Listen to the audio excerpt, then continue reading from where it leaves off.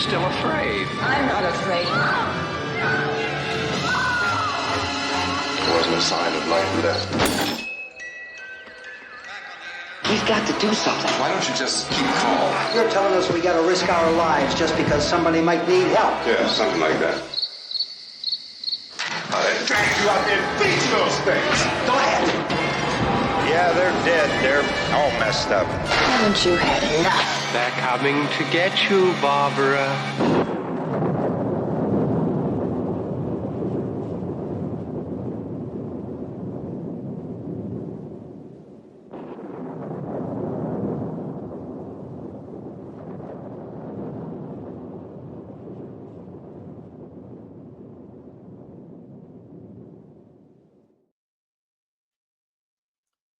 Welcome to NIGHTcast.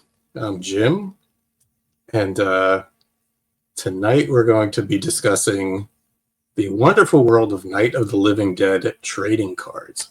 And for that, we've brought on a person who knows them better than anybody else. Let's welcome Johnny Martyr. Hey, Johnny. Hey, Jim. Thanks for having me on. Yeah, absolutely. So I got to get used to this new camera. It's like really right in my face. But anyway, first, tell everybody how you got. How did you get interested in Night of the Living Dead, and then how did that end up? Was Night of the Living Dead as a movie your first interest, and then did you go into trading cards, or was it the trading cards first, and vice versa? Oh yeah, it was definitely the movie. I don't know why it was okay to let kids in the 80s watch violent horror movies, but I somehow saw Return of the Living Dead first when I was about 5. And my uncle was like, "Hey, if you like Return of the Living Dead, you've got to see Night of the Living Dead." So he bought me a crappy VHS, probably unlicensed copy from the local video rental, mom and pop video rental shop. And I wore that tape out. I was obsessed with it. It's hard when you're that young to really even understand what it is you like about something, but it was just unlike anything I'd ever seen, And by the time I got to high school, the internet was getting available, popular, and I think I stumbled across probably Kyra Schoen's website at the time, Mm-hmm. and kind of started to get into this world, right? I started to go to the conventions and meet the cast, and this was in the late 90s. This was like 98, so I missed the 1993 Zombie Jamboree. That seems like it was a watershed for the community. Um, but what happened is how I got into the cards was I was like a lot of other fans. I was gobbling up these different collectibles and meeting the cast and crew and getting autographs. And over the years, as I got older, the giant posters and dolls and these other sorts of things became a little difficult, moving from house to house and living situation to living situation. But the cards were really easy to maintain, portable. I could store them, or and sometimes I used to display them. But the cards always sort of seemed to be able to stick around. They were an easy thing to collect, and they ship easy when I purchase them. When anybody purchases trading cards, there's sort of a standardized way to ship them. So that's just an easy collectible. I think it holds. Yeah. It was even in the 70s, if you were a kid, and weren't so much into baseball cards. I mean, we all collected baseball cards, but the passion wasn't there. But then when Star Wars hit and they just flooded the market with every available trading card, you could, trading cards were accessible to everybody. And, the more series they put out, the better, instead of, something like maybe even like a toy line it was hard to collect everything because some of the stuff was expensive, whereas trading cards were, seems like to be in everybody's range. And like you said, that's like a very Japanese thing. Well, we could collect something that's small, and it fits in our house easily without cluttering up everything. So the Japanese collectors, well, Japanese movie industry has posters, theatrical posters like we have, but then they also have the smaller, what they call the chirashi, or the theater herald or mini poster. So a lot of people collect those because it's just easy and keep them in one album. Yeah, I definitely I relate to that. I'm also a little bit of I had a poster size set of uncut green border 1988 Imagine My Living Dead trading cards that I got at one of the conventions, and in a move somewhere it got water damaged, and after that I became completely obsessed with like keeping everything neat and tidy. And yeah, like when you start framing up these posters and that kind of thing, like it takes up space, and it's an expense, and you just don't have that with the trading cards. It's much more simple. Another thing I like about the trading cards is particularly I wasn't I wasn't around for the release of a lot of the sets, but during COVID 2020, the Fright Rags set was released, and it was just really exciting to break packs and discover cards, and to go through that, because so many times now we're buying them off eBay and we just pick the ones that we want to complete a set. And it was fun to be in that moment, that breaking packs and doing it the old-fashioned way. So you don't really get that with a lot of other collectibles too. That sort of thrill of the hunt. Yeah. And yeah, the Fright Rags were definitely. Well, we'll get to them, but the Fright Rags were definitely a throwback to the way trading cards were. Just with some chase cards. Chase cards, when all this stuff started, really weren't a thing. The Topps movie cards were on that really bad, card stock that didn't really reproduce photographs all too well, but we didn't care. And the only extra was if you got the stickers, if you got some cool sticker sets. But before we get into it, let's see who's watching. D. Wayne is here. Carl Hendricks is asking, did I win? You're going to have to stick around a while, Carl, before we find that out. And Paul Brooks is here. So let me see. D is saying, I'm ashamed at the age of 26 in 1993, I didn't get to the Jamboree. Well, neither did I, so I'm just as bad as you are. When the Zombie Jamboree happened, there really weren't, and Night of the Living Dead cards had come out. Was it around the same time, or was it before then? Yeah, it's kind of interesting. I was just a kid then and wasn't involved in any of this, but my sort of understanding of what happened was, so Rawsome released a set of cards in 1987. Rawsome was a very small printer that took chances on unusual non-sport card subjects.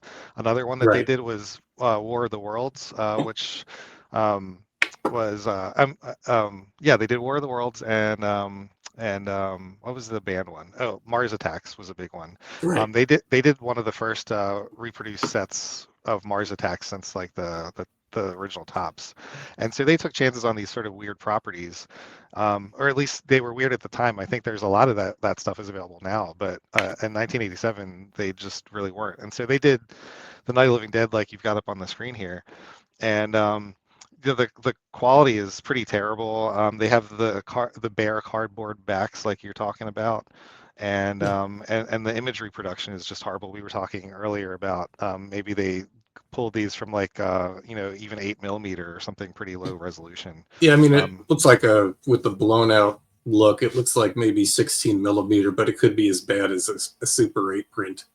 But it's literally all. I mean, I got them when they came out, and they came in a terrible wrapper that had the the stairs. Yeah, there it is, the stairs corpse. But I mean, it's very coarse. It's black, so when you fold it around, it you could see it doesn't hold up very well. And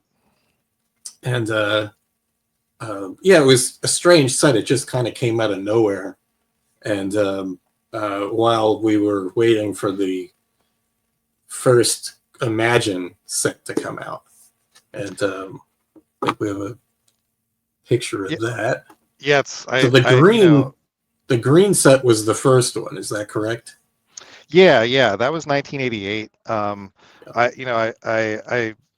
don't want to. The Rossum set was important because it was the first, but they're pretty wonky. The Imagine set really takes things to a new level, and I think ties into the 1993 Jamboree, because Imagine and Bob Michelucci, which I'm sorry, Bob, I'm probably butchering your name. Bob Michelucci. Michelucci, I'm sorry, thank you. He really he took a lot of care into these cards. They were, he has different orientations for them. The images come, from my understanding, they came from the negatives, or at least what was available at the time, more so than any of the other cards. And they were made mechanically. They weren't. These aren't. He actually put down little templates, physical templates, and Right. reproduce them that way, which is really cool. And there's the facsimile signatures on the back, and they're numbered. There's 68 cards.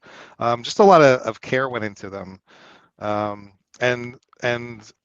they were, my understanding is that they were sold through catalogs, Har catalog. In the background of Har magazines, they had these advertisements. You could just order them. We were getting at that time anything that was coming out, or that anything that any collector or horror fan was aware of was coming out through Fangoria, or maybe people were reading Cinefantastic, but definitely the Starlog, Fangoria, a few others, were around. The Fantastic Films was a magazine. There was a number of others.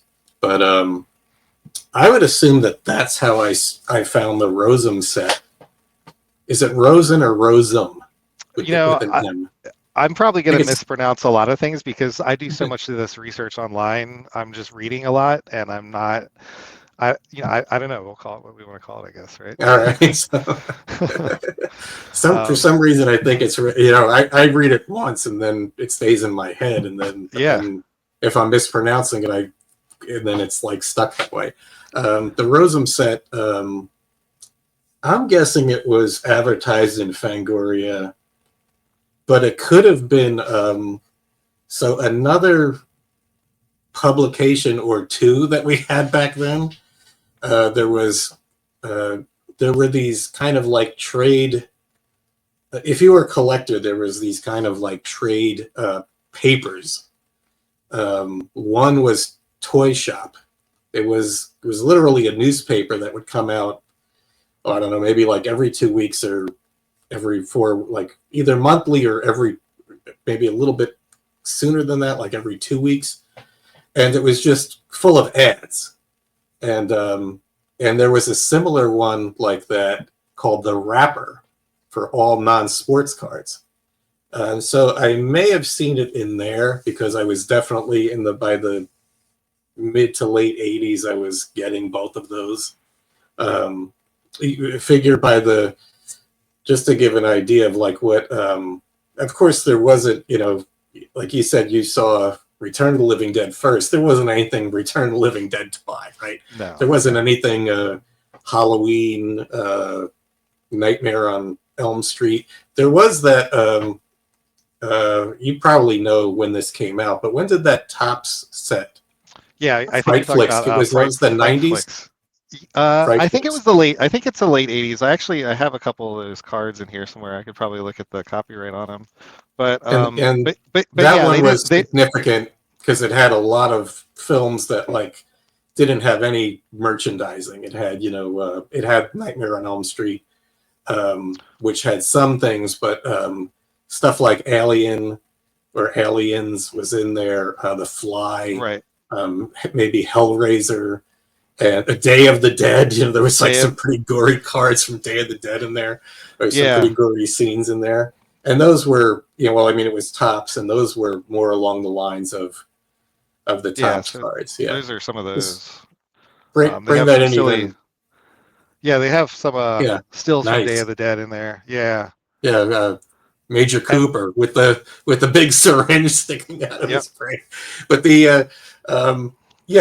have like funny sayings, which that's a throwback to monster cards of the '60s that they used to put Universal Monsters or AIP images from the AIP films, and then put like a funny saying or funny phrase that somehow matched the what was being shown. But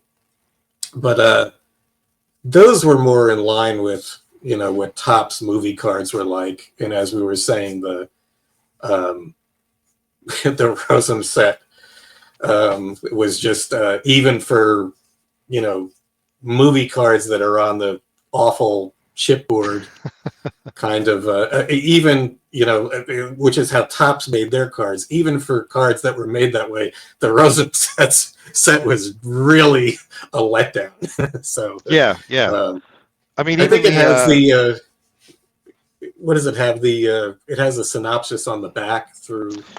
Yeah, that's what I was just going to talk about. Is the plain chipboard backs have these sort of terrible interpretations of the plot.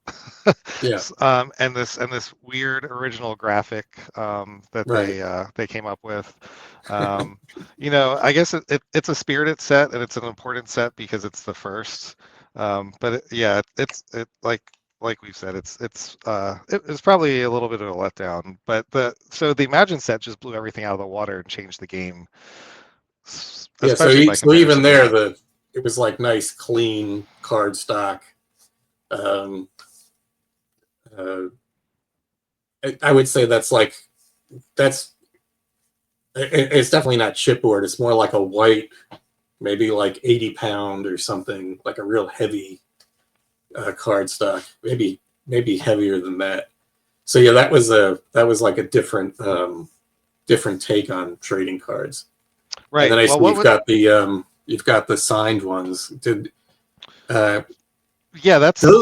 Those were some of them were included in a set, right? I think it was the Romero signature and the Russo signature and the Russ Striner signature, right? Yeah, it was the three. Yep.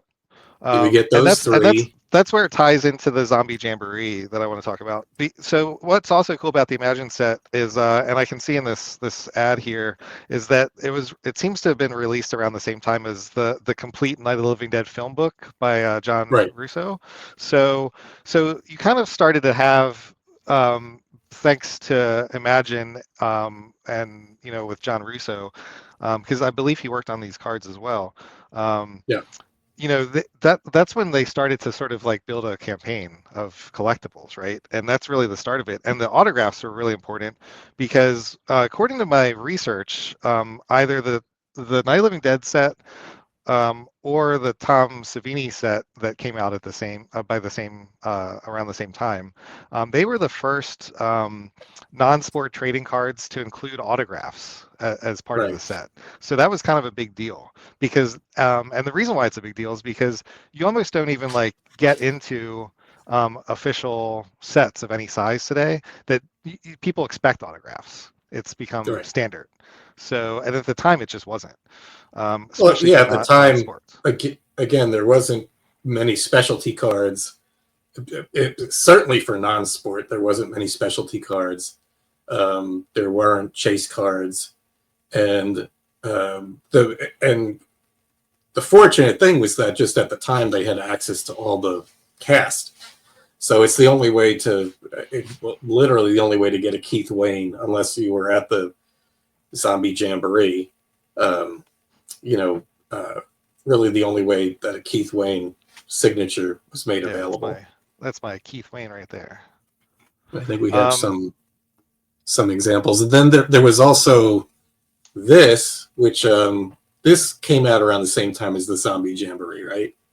Right. So This the is like a cards, large format, just so people know it's probably about a. I don't know yeah, what just would to give you. an idea, it's it's about the height and width of six Six cards. cards, yeah. So, and I refer to it as a quarter card because when it was part of the uncut sheet, it was just in the lower right corner of the uncut sheet. Um, but this really brings up how the cards back then in the 80s and early 90s really started to tie in with the conventions, and we really get into that heavily with the cards that you created. But what happened is they did the 1988 cards, and a few years went by. They did the 1990 the red border versions. It's the same set but just reprinted with a red border instead of green in 1990. By 1993, they start doing the conventions, and they still have a lot of these cards still around. So we start getting other autographs. So, like you mentioned, the original set came with 68 cards and three autographs. If you purchase the upgraded set, you could buy it with or without the autograph, the three autographs, George Romero, John Russo, and Russ Strider. But at the convention, you could get the blank cards signed. Either, you could have them signed in person, or they sort of produced them, I guess, for the conventions to be sold already signed. And so that's how a lot of people, I think, got their first autograph trading cards. It was at the conventions. Right. Um, so yeah, and the So the yeah, we so have. In case you didn't see it, we have Russ Striner's here, and Bob is here. Bob Michelucci, and he's saying the large logos were trimmed away from the full card sheets. That's actually correct, because I believe I do have one of those full card sheets. So if I recall correctly, that's like in the corner, mhm. and then all the cards are like the full card set is around it, and then they would cut that down, um, which is usually how cards are made. So they did sell those full large untrimmed, you know, uh, Yeah, I call it full the set quarter. of cards. Right.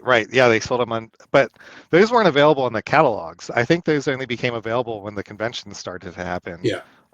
So that was kind of cool. It incentivized actually like meeting people in person and going to these things, right? Because like there were Well, yeah. items that were. The by the mid '90s, the Zombie Jamboree is what, '93, right? Mhm. So by the mid '90s, I mean, conventions were now a thing, starting to become a thing, and not a whole lot of them, but I mean, there was enough that those uh, making this kind of like mom and pop merchandising of a older film, at that time was going to be what, 25 years old, um, and that there wasn't like a huge market like there is now with all kinds of licensees and manufacturers doing like their different specialties. Um, that kind of like homegrown merchandising went hand in hand with going to a convention and Right. Exactly. selling there. So Yeah, and I um, guess what's of note too is, like that green border set. That's sort of like, what every Night of the Living Dead collector I think needs to have this set, right? Is most of the autographs, didn't actually occur on these cards until at least 1993. Like the Keith Wayne is actually marked. He wrote yeah, he 93 on his yeah he cards. would yeah he's that's one of the only ones where it actually dates it, which is again, like, has become a popular thing. Some collectors don't want that, but Japanese actors especially love to like just date everything and even write the location that they're at. This is a question here. Question for Johnny. I recently picked Oh, up an sure. unopened pack of the original Rosem trading cards. So I guess it is Rosem with an M. And I noticed the pack is sealed with Scotch tape on two sides. However, most packs that I've seen pics of show this same thing. Do you know if these cards originally came sealed with tape? I believe they did because I had them when they were new, and like I said, that the wrapper. Look, at the end of the day,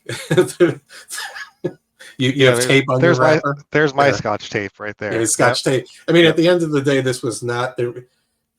If you have a sealed set and it has a piece of tape on it, that's about as. Even if it was resealed, I mean, it was not a very professionally manufactured set. Like I said, that wrapper was like, it's like, what is this thing, you know? And why would you make it all black? As soon as you start, you know, to wrap it around cards, it's going to have all those ugly fold lines and everything, you know? Yeah, but, that's what they did. I guess those are really because the Rosum set was sold as a complete set, as were the Imagine ones, which I guess, you know, to put it in context, this was during what they call the junk wax era of trading cards, where everybody was printing, you know, tops and those Fright Flicks cards, by the way, are from 1985, but they were coming in these little wax packages randomly inserted, so these non-sports cards were less popular, so they sold the entire set. So it's the individual cards are sort of, I don't want to say they're worthless, but like if you have an incomplete set of these cards, that's kind of doesn't really get you anything because everybody should have the complete set, right? Right. It's just sold one way, right? Right. And when you get into the randomly assorted small packs, then you get into the, you know, having a complete set is like, you know, cool. But the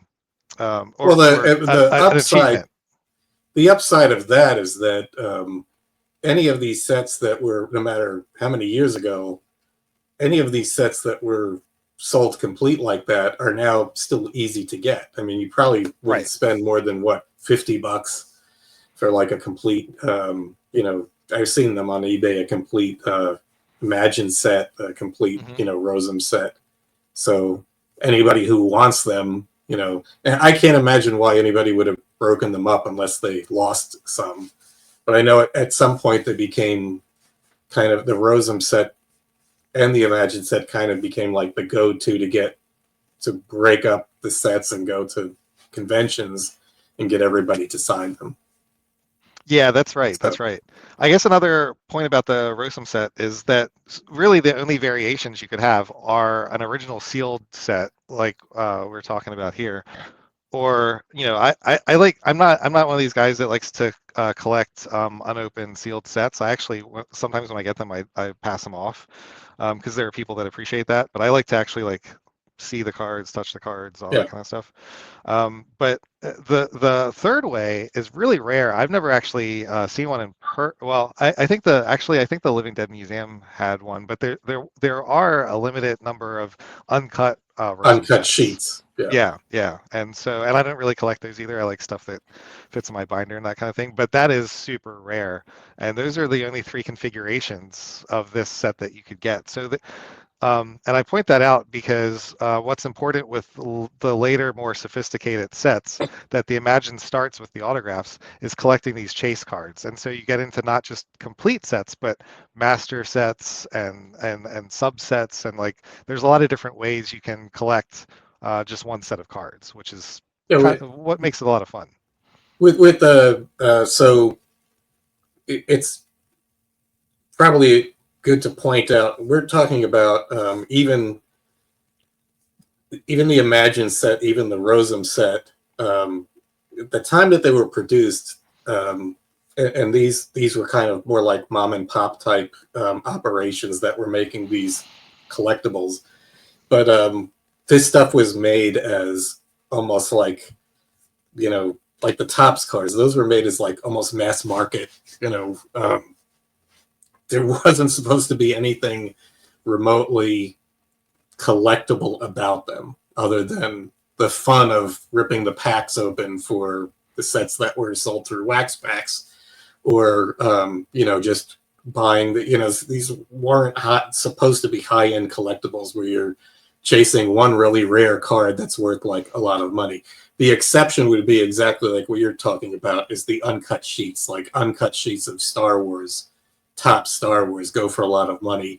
because that's not something that was made for the public, so these were and I think maybe the Rosen was like that as well. Some sheets were just left over and they got out there, Exactly. Same with the Imagine, like you said. It was something that I think you could go to a convention and maybe John Russo had it, or a dealer had it, and it wasn't something that was hundreds and hundreds of dollars. You could get this for a reasonable amount, but Bob can correct us, but I don't remember it ever being sold, like in these kind of like coupons in the back of Fangoria magazine ads and stuff. So let's see. Oh well. If I knew he was going to talk about Dick Tracy cards, I wouldn't have put his comment up. So he's going to have to do better next time. he's going to have to. That and a $5 bill worth $5. There you go. So, yeah, people ask me about those the value. Two guys in here.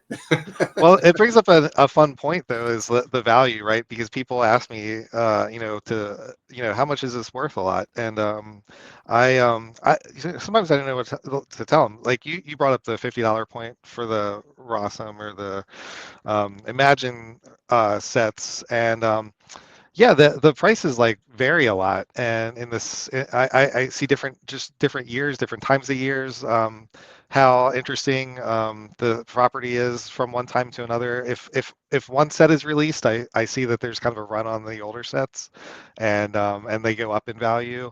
I think right now things are in a little bit of a slump, but if you're collecting, I mean, maybe this is true for any collectible, but if you're collecting it for like how much money it might be worth later, or the investment, maybe that's not really, you should maybe refocus, because some of these, like, they haven't really gone up in value that much, and you're kind of doing it for the fun of it, and Yeah. for the interest.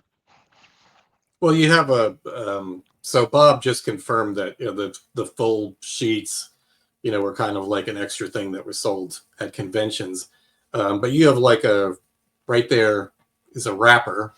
That's also another thing that was not. It wasn't normally available until later. I remember it being sold, but they were talking about the Night of the Living Dead set was eventually going to go into packs, and then it didn't happen. So the wrapper was sold. But yeah, none of these things really. Matt's saying he paid roughly 40-ish for a sealed Rosen set. I mean, it's they were just available one way. They're not really investment opportunity collectibles, and particularly the Rosen set. I mean, there's not a whole lot of reason to buy something like that at this point. Other than for completion, and it kind of like fills out your Night of the Living Dead trading card set, because there has been so many now. And I think that's a fun point to bring up there. Like one of the cool things I like about the trading cards is that you can be a guy that buys these like single cards that cost several $100s, or you can buy just these, like, you get the complete set for $50, and you could be done with that if you want. Like, you have the whole story there, you have the different images, Right. You have the different characters, and for some people that's enough, and obviously for me it wasn't. But yeah, I think it's kind of cool about the cards is that you can kind of spend as much or as little money as you want on it, and with Night of the Living Dead in particular, there's plenty of cards out there that are in the lower price range that are easy and just fun to get, and but then there are some things that I think have increased in value, and people are asking obscene prices for, and that kind of stuff. And if you're into that, then that's there too. So what's Bob is saying test wrappers and a few dummy packs. They made it out there. They were available. Actually, I have a pack here, but I have a green screen walling off half of my space here, so I can't go grab it. But it was stuff that you would find at the conventions. Again, the probably the signature cards, and now that so many of the cast or the main cast have passed away, those are the items that hold value. And in a lot of cases, people would have went to get those cards signed themselves. So there's, that attachment to them as well. I see you have the following up on the Imagines that we have the color set. Yeah, these were called these were the what I call the on location set. On the back of the card it says on location. A lot of people I don't think know that they actually released these silver border, 3 silver border versions of the previous set. They were actually part of the on location set. The sheets that are available have had both sets of cards in them, and they were released at the same time. But this is like such an unusual set. It's a small set. It's only eight cards for the color images, and then the 3 silver borders. A lot of people like the silver borders too. It's just 3 cards. They're pretty inexpensive, but they look really nice. It's a really nice treatment. And but the color cards are interesting because they're they don't really make sense as a horror movie collectible, right? They're bright and sunny and people are smiling. They're not being eaten by zombies. But I think for Night of the Living Dead fans, this is really a glimpse into the context of things and who the actors themselves were. And I just think these are awesome. This is such a rare thing. There's not another trading card franchise I can think of that has behind the scenes images in it, let alone, we were so used to seeing Night of the Living Dead in black and white, of course. And to see these color background images, and not colorized, but original color images, was, I kind of want to say shocking when they came out in 1993. So they actually, color images of Night of the Living Dead actually came out before then in Fangoria magazine. And then so to put it in context, as we've talked about on this podcast before, anything that was taken color was behind the scenes. So there's little, if zero, kind of like dramatically posed photographs that exist from Night of the Living Dead, probably for the reason that it was intended to be in black and white, and then that just wouldn't really serve its purpose for publicity reasons for putting photographs out there other than them being behind the scenes. But there was those photographs of the cast, and then there was also photographs that Bill Heinzman took on location in the cemetery when he wasn't playing the cemetery ghoul. So it's those shots of the filming around the car, and Johnny and Barbara walking through, or Russ and Judy walking through the cemetery. And so those all first premiered in Fangoria. So everybody was kind of shocked then. And then, as you said, then they came out as a card set. Let me see what he's... Bob has a comment. Those are the only color photos that Carl had found the negs to, and that's why it's such a small set. And John Scalari's correct. Star Wars put behind the scenes images in their 5th set. Is I think the 5th set, if I'm not mistaken, the 5th series. So Star Wars was doing the color borders as well. So the first one was blue, then it was red, then it was yellow. And if I'm not mistaken, 4 was green. And the 5th series not only had behind the scenes images, but it had cantina images, which were unheard of. There was like almost nothing when Star Wars came out. There was almost nothing of the cantina. Like it's not like it is now, where you could see just about anything that you want to see. You only could see like so many.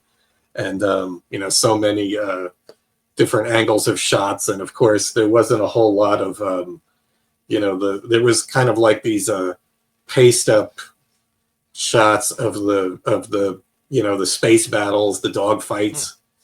There wasn't a whole lot with that because the only way to get those process shots was to take a frame of film, and it just really wasn't done then. That wasn't Now we could take frames of film off, Blu-rays and UHD discs and so forth, and they could be beautiful, and you can get every little detail in there, but it really wasn't done then. So, and same with Night of the Living Dead. I mean, other than the Rosem set, that's all that they had access to was a film print, and you see what you get from that, which is just these terrible blown out images. Everything else would have had to be done as a a print, a still, or a negative enlargement. So there's from the Imagine set, there aren't any frame grabs, I don't believe. Right? It's all like actual photography. That's my understanding. Yep. Yeah.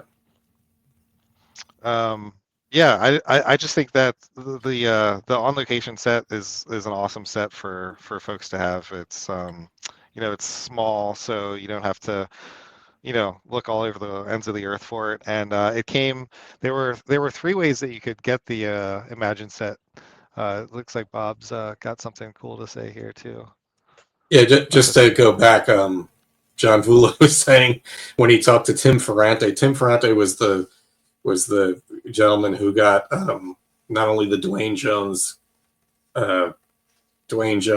interview, the only Dwayne Jones interview, into Fangoria, and then eventually, first it was in Fangoria in print, and then it was on the Laserdisc was the first actual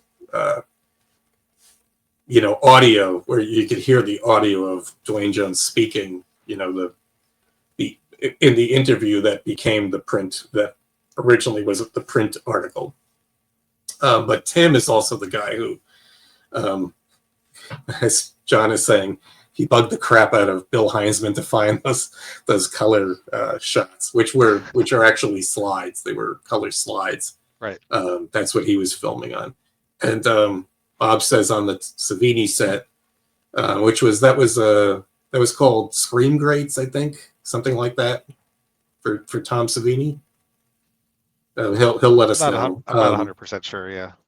It was basically a series that showed all of Tom's makeup effects to that, different shots of his makeup. I think that one also effects, usually masks or masks, or thought it was called Screen Grates. It could have been Grand Illusions, but he's saying that's the one where he had a signed card, and he also had a chase card that you can only get from Tom. So yeah, it was called Grand Illusions. Grand Illusions. And Carl's saying that chase card was really cool indeed, but he spelled it dead. So it's really cool in dead, like the book. Cool. There were a couple incarnations for the on location cards too, though. You could again, they were sold as a complete set, and you could buy them without autographs, or you could buy them, I believe it was with Carl and Marilyn only, or Carl, Marilyn, Keith, and both Judy's were the available options. So you see a couple different variations of that. Sometimes when you see the singles for sale now, people sell the single autographs for sale. You tend to see most of the Carl and the Marilyn, because those 2 were sold, as a complete set with only those 2 autographs available. So the Keith Wayne, of course, is very desirable and pretty rare for that set. But just to kind of talk about the availability. By that point, the mid to late 90s, Carl and Marilyn were doing conventions regularly. So you could, I don't remember where I got my set from originally, but it was probably either seeing them at a convention or seeing somebody else who had them. And yeah, it was easier to find a Carl and a Marilyn signature than it was the other ones, because obviously like Keith Wayne or Judy Ridley were not doing conventions at that point. Yeah. And so from Dwayne, we didn't, unfortunately didn't get anything, because poor Dwayne was gone before any of us really knew to like look for him or Yeah, try to I often think contact him. about how sort of sad that is that he didn't get to see the community that we've built and like No. just all the stuff that's happened. Just just very shortly after he passed, Right. everything picked up momentum. It's very tragic. Um, yeah, Judy Ridley is a good interesting point too. Um, because we have her autograph on the On Location set. That's the first officially available autograph of hers. She also sort of retroactively signed some of the previous sets for sale at conventions, but she wasn't making appearances at conventions Right. until your Living Dead festival, because we're jumping out of the 90s, we're jumping into 2009, and the So there Living was Dead really festival. nothing. I mean, There's really not nothing like I there. was keeping track. I was not keeping track, but so there was really nothing between those periods. Well, the UK set, wasn't that in between the Living Dead festival, or was that a little bit So that was after? that was that was Maybe a that was little bit actually after. after. Yeah, the After. first Living Dead festival was 2009, and then the UK set that you're talking about is 2012, and then we jump back to another Living Dead festival. Um, but yeah, it was quiet there for a while, late 90s, early 2000s. Now there were a lot of what I call single cards. They were released with Yeah. other sets. Um, so Don Russ and Panini were putting out George Romero cards within their Americana sets during that Mhm. time, and so George was participating with those guys. He was doing the little sticker autograph. So they're not hard signed trading cards, but they did these parallels, which are a real pain in the butt to collect them all. But he was providing these little sticker signatures, and they were pretty limited. This one in particular, they only made 50 of that card. But these were in 2008, and they did those. Explain to Mhm. everybody what the parallel means. That's like when a card exists in the set, but then there's this variation chase card, correct? Yeah, this is a whole set of cards that look like maybe they're the exact same card, but they just each Yeah, one they're has different. slight variations. So And the most common, just to point out, the ones on the bottom, those actually have a piece of his clothing. yep, Is that yeah. what that? Yeah. Okay. Supposedly, I don't know, it's not they don't give you any kind of background.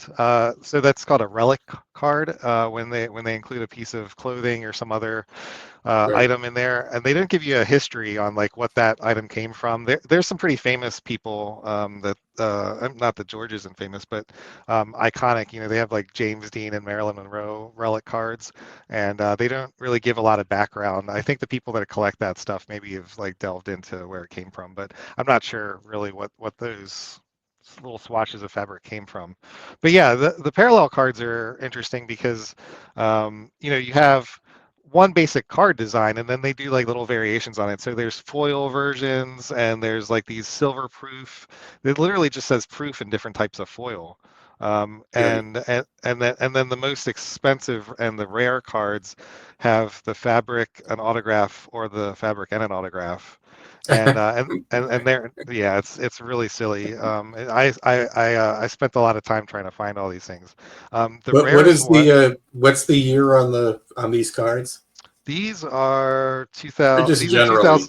Yeah, these are 2009 also. This Yeah. is after Panini bought Donruss, and so they have these for like a ton of different celebrities, not just horror. But I just think it's kind of interesting. Um, there was that period of time, like I said, in between the early 90s and the early aughts when there weren't any official Night of the Living Dead autographs, but the cast members were doing deals with other companies and doing these single cards. George had these, Judith O'Day had a couple, and Bill Heinzman actually had several Bill too. Heinzman had some. Yeah. Yeah, yeah. So and Yeah. yeah, So so with the it parallel. was around that Mhm. time, like 2005 to 2010, that these kind of prop cards, relic cards came out.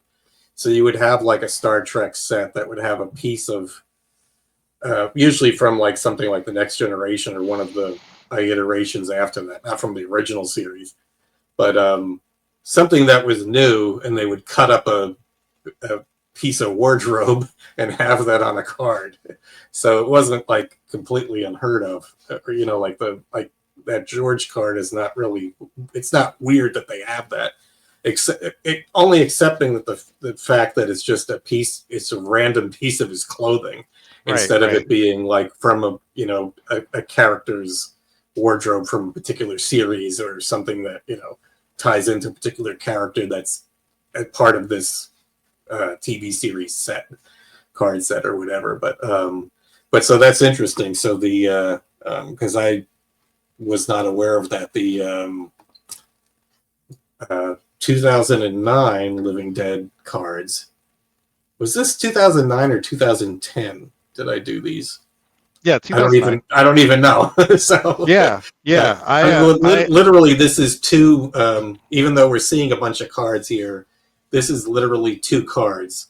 It's two variations. One has the Stairs corpse, and one has Terry Gindel. I believe I made them in the same. Same ratio, same amount. It maybe was like 500 of one, 500 of the other. And the whole purpose of this was that it was the first Living Dead festival, which Gary Striner was running, that I believe there was 16 guests there. Maybe 15. There was either 15 or 16 advertised guests, and then one guest who just showed up, but she didn't sign anything. That was Ivy Booth, the nurse. She didn't sign any of these cards. She was gone before I could ever get to her. But everybody else, we had signed these cards, and the whole purpose was for the guests, so that when people came, we didn't know what the not only the turnout, but how were people coming to this going to respond to 15 or 16 guests from the original Night of the Living Dead. Is everybody going to buy a signature or not? So I just made these as kind of like an add-on. If they were just given to all the guests, and if you bought something from the guest, bought a signature, they could sign one of these cards and give you like a freebie. So it was just to be like a motivation to go to everybody, so you would be able to collect all their, their signatures. I don't know if it actually works that way. So at the event, we even had an instance where later somebody was copying these cards. It was just silly. It was like a big copy, and as you know, when you make a copy of something like this that's like full bleed, you're going to lose a portion. So the Night of the Living Dead logo was somewhat cut off of this. And I said to the guy, why don't you just ask me I would have given you the cards. We had a whole bunch of these. So whatever, the less said about that, the better. But yeah, this was the first set that we did. And then we did a second set. This set, I want to talk about the Living Dead festival set that you did was really cool, because this is the first time we have more than like in the 90s when I was going to the conventions, because I went to school and sort of dropped out of our scene for a little bit. But when you went to conventions, you didn't have like Terry Gindel and Bill Mogosh and Joe Unitas. We didn't have those folks. We only had the primary cast. And we also didn't have Judy Ridley. She stopped going to shows for a while. So this is this set was so exciting to me when I learned about it, because I was like, wow. Well, so the 2009 Living Dead Festival, not Living Dead Weekend, that's Kevin Kreis's event, but Living Dead Festival was the first time that Judy Ridley appeared. Yep. The previous ones, she didn't make for whatever reason. But I heard she was scheduled. I Yeah, heard she was scheduled to be at the 93, and then there was some issue, and she didn't come, and then she just wasn't at any festivals, or any yeah. conventions until the festival. Yep. She was supposed to be at another. It was prior to this. It was Texas Frightmare weekend. I would say it was beginning of 2008, so it was about a year and a half, or almost 2 years, because the Living Dead festival happened in October. She was supposed to be there, and something happened, and she didn't make that one, but she was advertised for that. And that was the 2007 Texas Frightmare weekend was the kickoff. I know, I'm getting it wrong. 2008. Sorry, 2008. I'm looking Texas Frightmare weekend was the kickoff of like a Night of the Living Dead 40th reunion. Yeah, that was. So there you go. I have the postcard from that, because I was just like, wow, that was an incredible show. Just Yeah. with the number of guests and the, all three movies represented. Really, really cool. So Living Dead weekend, Living Dead Festival, the Living Dead Festival, from Gary, put together by Gary Striner, was the first appearance of Judy Ridley. And then after that, she was more comfortable appearing at events because she could see what it was like. And so that was a good one, not only for her to first appear at, but to kind of like ease her in, because it was a more laid back, event. And just, she saw that the fans are respectful, and, whatever she had thought in her mind about, maybe some weirdness that was going on, it just didn't happen. So he's saying here, Image 10 Night Living Dead trading card portfolios, different artwork on the binders. Each comes with 10 pack sheets, at more at your expense. So an idea. We have lots of ideas like that, which we'll probably never get to it. There was a guy that was making Night of the Living Dead, not officially, binders. I think they Yes. were 1 inch. These are 3 inch. He did a really nice job, but and this is something I want to talk about tonight too, was they were the cheap binders made out of PVC vinyl. So those are so that the PVC is really bad for ink, and especially autographs. It can cause them to fade over time, and so I only use archival quality binders, acid-free papers, and that kind of thing. And the same with my sleeves here. These are actually the same sleeves. I'm a 35 millimeter photographer. Professionally, and so these are the same kind of material that I put my film negatives in. It's really important. Like, it's cool to have decorative binders, and I think, like I said, those looked very nice and that kind of thing. But keeping the cards stored safely is really important if you want them to last. So those binders, he was not only selling the binder with like the illustrated, covers, but he was putting inside the card sleeves. I don't know if he had this. I'm not sure if he had the sleeves, but the instead of being made of like, this is an acid-free paper that these are made of. They were vinyl. They were vinyl binders, sort of like what you see at like Staples. And then he was inserting. And could that affect the cards inside, even though the cards are in archival sleeves?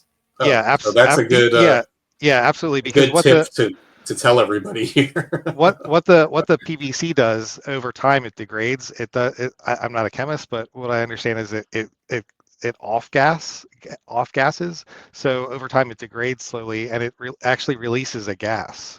And that gas is what kills it. Literally eats the ink. So particularly if you were to like put these PVC binders in a closet or something, in an enclosed space, that gas is just going to surround your cards and your autographs. And it's going to be in close proximity and damage them. Right. Exactly. Like, it doesn't have to be touching them necessarily, is my point. Right. But yeah, So 2009 Living Dead Festival. And what before we move on, what is there a particular brand of binder that you suggest? Yeah, I use archival methods. There's a few. I was gonna probably do a blog about that on my site at some point. Mass Hysteria. Um, about the materials that I use in particular. I use Print File brand sleeves, which is not a common trading card company. I think a lot of people use like BCW and things like this, which might be good, but they don't say that they're archival. So you don't really know 100% sure what chemistry they use in those materials. When something says it's archival, they usually give you a list of the materials that are in it. And again, I'm not a chemist, but I'm trusting that based on my photographic background that these are professional products that will stand the test of time. So. Yeah, there's Johnny's site, by the way, masshysteriacards.wordpress.com. So we'll put that back up there. Thanks for the plug. I could use the traffic. it. I guess, but actually, before I jump into the British set that we were talking about, is you just did this little 2-card set, which I guess really the 2009 festival cards. It's really just 2 cards, but I have so many because I have the autographs from everybody that you kindly were able to get to me. But there were these Save the Chapel cards. Right. That great effort that Gary put together in what was that? There's 2 of those. Yeah, that would have been 2010, I believe. Right. Yeah, that makes 2010 sense. or 11. I didn't see a. Yeah, I didn't see. This is where he began copywriting Night of the Living Dead, 1968. But I didn't see a date for the cards. It's on my site. But this is a really cool set too because these are 2 more never before seen color images, and then really great, I think, illustrations on the back by Matt. Yeah, Orsman. so that's Matt Orsman did the illustrations. Actually, Matt Orsman helped with the back of the card, but the front of the card, that's 2 of those cemetery color stills that we talked about before. The reason, well, you could date those if you look up. I think it's probably 2011. What happened was we did 2009. Judy Ridley was at the Living Dead Festival, and then soon after that, she did. Then she did Texas Frightmare Weekend together with Gary and Charles Craig. I think those were the 3 that appeared. And George was there also, but he was separate. He was booked by another person. I was with them at that time at Texas Frightmare Weekend. I think it was right after that we did a show in Cleveland called Cinema Wasteland. And Judy was there, Russ Striner was there, and Gary was there. And it was after that that Gary started the Save the Chapel and the fundraiser to save the location in Nevin City Cemetery, save that structure, last surviving structure that's seen in the film. And like through fan efforts and Gary's efforts, they were going out to various conventions. And so I got the idea to put together, because we had just had that group to Cinema Wasteland, I had the idea to put together a ghoul reunion. Like you mentioned about like, hey, it's really cool. I could get a Joe Unitas or a Terry Gindel or this, And I was seeing at the time that, really big reunions other than at something like the Living Dead Festival wasn't really working at a regular horror convention. But what if we did something, I really wanted to get the extras to the conventions because they're the interesting people to meet, like you just said. And so we did a ghoul reunion, and the promoter thought that was a great idea. And it also worked because Cleveland's not that far from Western Pennsylvania where everybody would be coming from. So we could have like 6, I think we had 6. We had Paula Richards. That was her first convention, Paula Richards. Ella Mae Smith was there. Bill Mogosh, Dave James, Terry Gindel, a lot of I think in Herb Summer, so that would have been the 6th. A lot of casts that you don't normally see at events or would see in interviews and so forth, but just really interesting for the fans.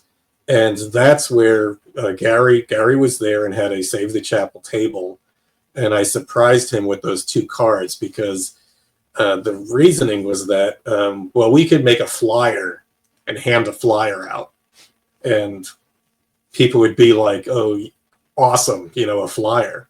But for the same price, we could make trading cards. And if you hold those up again, there's a chapel card, a card that actually shows the chapel. Well, both of them show the chapel, but there's one that's, the full chapel.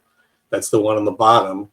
That one I did more of specifically. And then the one where George is filming, and that's Russ in the car. And you see the chapels, just in the background there. And Rudy Ritchie's holding the camera or the clapboard. That one was a lot less. We did a lot less, so that as the cards went out there, people would be like, "Hey, why didn't I get this card?" And now I've got to find that. So the idea was to, make something that instead of a flyer, something to promote the whole chapel cause, and it's got the website on there. That would be more interesting for people. And like I said, it was the same at that point. You could get trading. I mean, now you can get trading cards made for probably almost nothing, but you can get them done, high quality at a reasonable price. So that's why those were done. And they weren't really done for any specific reason other than to promote the Save the Chapel. Wasn't to promote guests at a convention or cast members at a convention that they would sign them. But I imagine a lot of people did sign those cards as well. So. Yeah, they're really they're cool. It's unique, and it's part of the history of the movie and the fandom around it. So I think it's pretty awesome. And in terms of value, it should be something that you get for free because they were free, and I still have them. Well, when we give out some stuff to people, I will we'll throw in some of those cards because I still have them. And I'm sure Gary still has them somewhere. And I think that's how I got them from you. Actually, I think I had which card did you say is the more common one? The one with the full chapel. The one with the full chapel, because that was the point of that. I think I had that one, and then you were like, I can throw you that other one too. And, you need the other one. So. I need the other one. Those. So if you see those on eBay for like $200, do not pay that. Just contact me. I'll throw my email address up later, and we'll get you some cards. Nobody spend any money on that. So. But what was the next? Was the going into the Unstoppable? UK Unstoppable card, right? UK British manufacturer. This is like really like the first modern Night of the Living Dead card set, and it's like it was just awesome. And I was not. This is the set that got me back into Night of the Living Dead card collecting. The sets prior to that, actually, I mean, I didn't have the festival cards. I didn't know about that stuff until I kind of got back into it. But if you spent any amount of time on eBay in in 2015, 2016, even years later, you were seeing these cards, and I was like, what is this set? As I had the Imagine cards, and I thought, I have all the Night of the Living Dead cards, but no, this set was awesome. This really went crazy with the chase cards. There were different packs that you could get. This is a 10 card pack, and it had a certain number. They were the packs themselves were numbered, and they had a certain number of each type of card in them that were guaranteed. Then they had these loaded packs that had other properties in them, and so it made getting the Night of the Living Dead cards specifically a little bit harder. But let's explain why these were. I've got them up on the screen now. Unfortunately, it's not filling the screen, but anyway, all the regular set is all frame grabs. If I recall, at the time they were too cheap to want to license any actual. We were starting to get photographs in organized. I remember this was before Image 10 was restructured, and Gary and I were the main managers of the property. But I remember working with Russ Striner, and we started to organize a lot of the still photographs, and these guys didn't want to pay for any of that, but they would pay for the cast to autograph some cards. And we were already in the thick of things, the cast coming to conventions like we just talked about. So Russ arranged for, I guess it was Kyra Judy, Kyra Schoen, Judy O'Day, Judy Ridley, himself, and John Russo. I don't think Marilyn signed at the time, but no, she didn't sign. So yeah, and George Casana. So this was the main. Well, not only was it was the main group doing conventions, but this was the group that signed. There's you can see some individual signature cards, and then the dual autograph cards. So these were like Chase, right? They were Right. like one per pack. Yeah, I think it was one per pack of just the little more expensive packs. Let's see, what were they? If I recall, the pack that pack wrapper pouch, whatever that thing was, it was more like a pouch, right? Yeah, like a wrapper. It's kind of like it's not a wrapper. It's almost pack. like a small box. And like you said, it has they did a serial number on every single one, so there was a certain amount of packs, but you were guaranteed to get a signature card. So the signature cards were Chase cards, and they were randomly inserted, but at the same time, they weren't the rarest thing in the set. The rarest thing in the set was the art cards, right? Yeah, that's definitely correct. And just to put some numbers on it, there were 1,499 of these particular packs, and then each one came with a randomly inserted sketch card and an autograph. Yeah. So I imagine these were pretty expensive at the time, because you're getting two unique Chase cards, per pack. In both sort of levels of interest in the art cards, and by art cards or sketch cards we mean trading cards that have actually been there. It's a unique card. It's not there's only one of that particular sketch card. So what they did was they got a bunch of artists, including Mike Calandra, who in my estimation, he was the best. His cards were phenomenal in that set. Yeah. I think I have 3 of them. In fact, I should have dug those out. I have them somewhere. I have them in one of those. My card, like everything else in my life, my card collection's a mess. I have at one point I was buying those acrylic, like 3-card. Right. You could either display them this way or that way. I think I sent the screw down cases. Was it the 9 ones to you originally? You did. You did. They're in those screw downs, the acrylic screw down set. So I have 3 of the sketch cards from Calandra from that set. They were just very, very well done, and I put them in like one of those 3 card holders, even though they're not orientated the same way. Yeah. So I have to look for those. They actually would send these are the blank cards. They printed Unstoppable printed these and then sent a certain number of these to each artist. And I think they had like a crazy number of artists. I think they had like 27 artists, or it's pretty large pool. And apparently what they did was, if I remember Mike telling me, I wonder if Mike's here. I thought he was in here. Well, if he's not, maybe he'll pop in and comment. But Mike had told me that they actually didn't pay anybody, so they just sent a ton of these cards to each artist and said, "Here, do so many sketches so we could fill out the packs." and then keep all the rest and do them at conventions or events or whatever, and you can sell them for whatever money.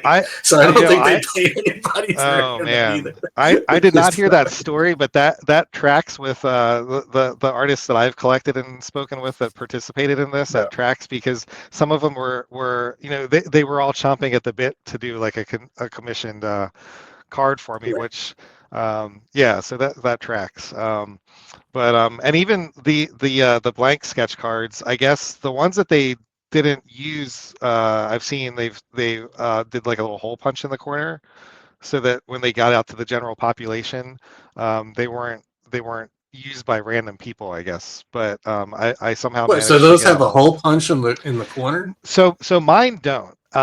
Because I bought these from one of the artists who had a bunch left over. But apparently, like typically when you see the blanks in the wild, they have a hole punched in them. So that's like something that they did. That poor artist was so starving from not being paid that he or she sold you the blank cards. That's right. That's right. There was more value in having the blank cards than having his artwork on. That's absolutely awful. That's a terrible story. Trading cards, it's a weird and tough business. So I don't know. And so hopefully he made enough that he was happy with from me.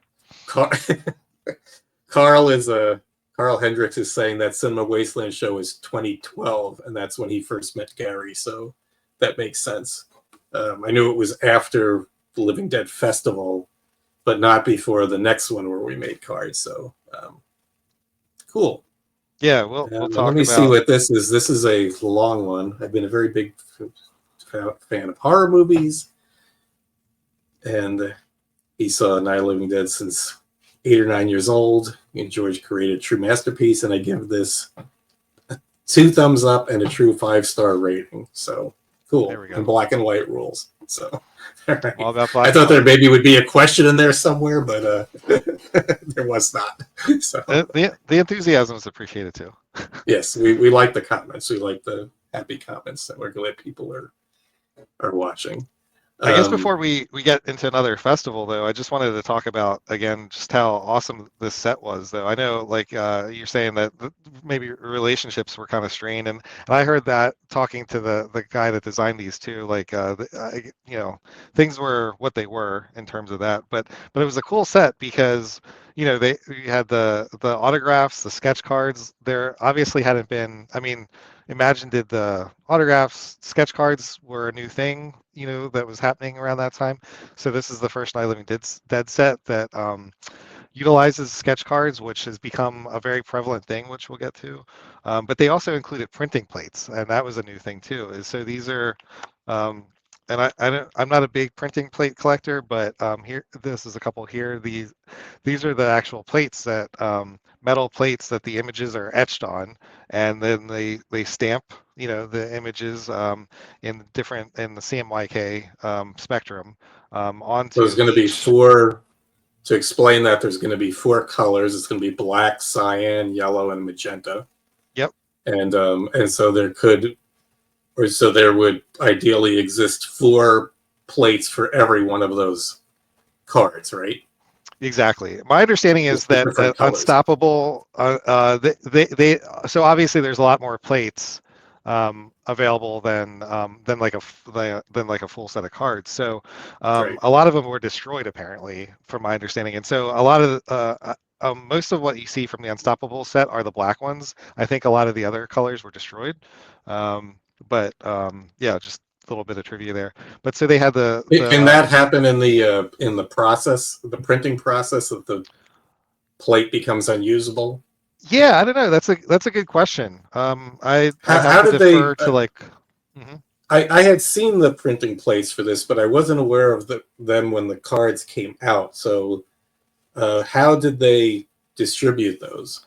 They also came in packs, but I don't have the type of pack that they came in. Let me make sure here. Yeah, they were in a different type of pack. Oh, yeah, actually I do have it. They were in these loaded packs, which are again more of a cardboard box. that Right. could hold multiple cards. But So they, basically, um, Unstoppable. To put it in context, this Unstoppable set really was not truly licensed. And as oh, we're talking, I mean, it was licensed from the fact that they paid the cast to sign X amount of cards, and that was arranged through by Russ. But as far as like licensing Night of the Living Dead, and they didn't do that. So again, you're coming up to where they were just short on material. They didn't. mhm. They don't. They didn't have access to the photographs. They didn't have access to the material that makes a stunning card set.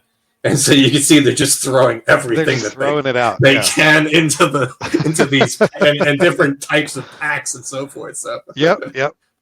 Yeah, and there's I remember some of posters. You just went past so besides frame grabs, there was a poster well, gallery. so they they on the backs of the cards they were puzzles basically. So as you put the Yeah, set of base cards together, it created a one of the versions of Night of the Living Dead posters, and from then they made different cards. countries. Right. And then they made individual cards for each of the posters that are represented by the backs of the puzzle. So it's just Right, yeah, it's it says on the back of each card authorized by Image 10. I guess I've never thought about the fact that they weren't it wasn't the contemporary licensing situation that you guys have going on right. now. But it was a really fun set, like, and it for all these reasons. And it is kind of goofy. Like they're literally throwing out the kitchen sink, I guess, like Right. throwing out, in making the printing plates. But that actually became like pretty common with other types of cards as well. And what was kind of good about these printing plates is that a typical printing plate is much larger than the card, but they did take a little bit of effort to bevel the edges on these, and then Yeah, to just do like a basic sticker on the back identifying what it is. You don't because really see because that. printing, those are metal.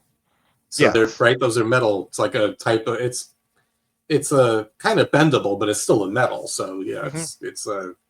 Yeah, I noticed that about the printing plates from another set when I tried to stuff it in the card sleeve, it wouldn't fit.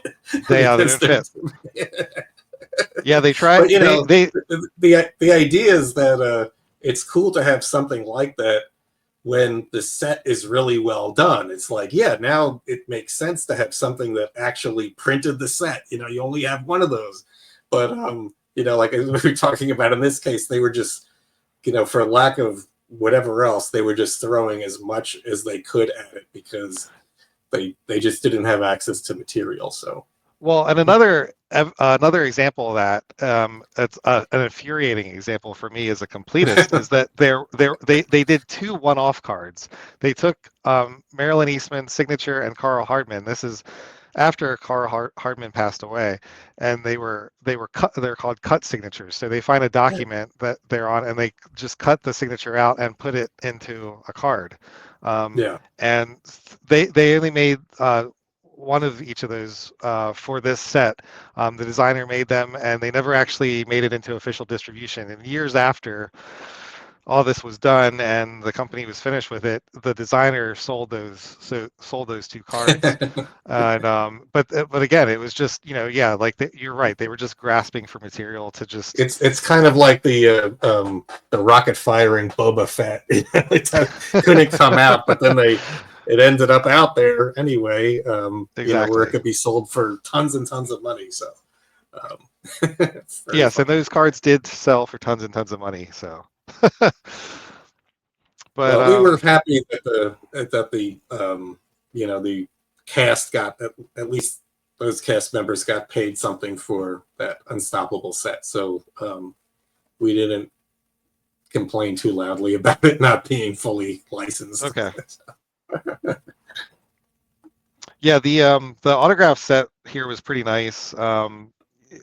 This is George Costanza's first official autograph card, which is really cool.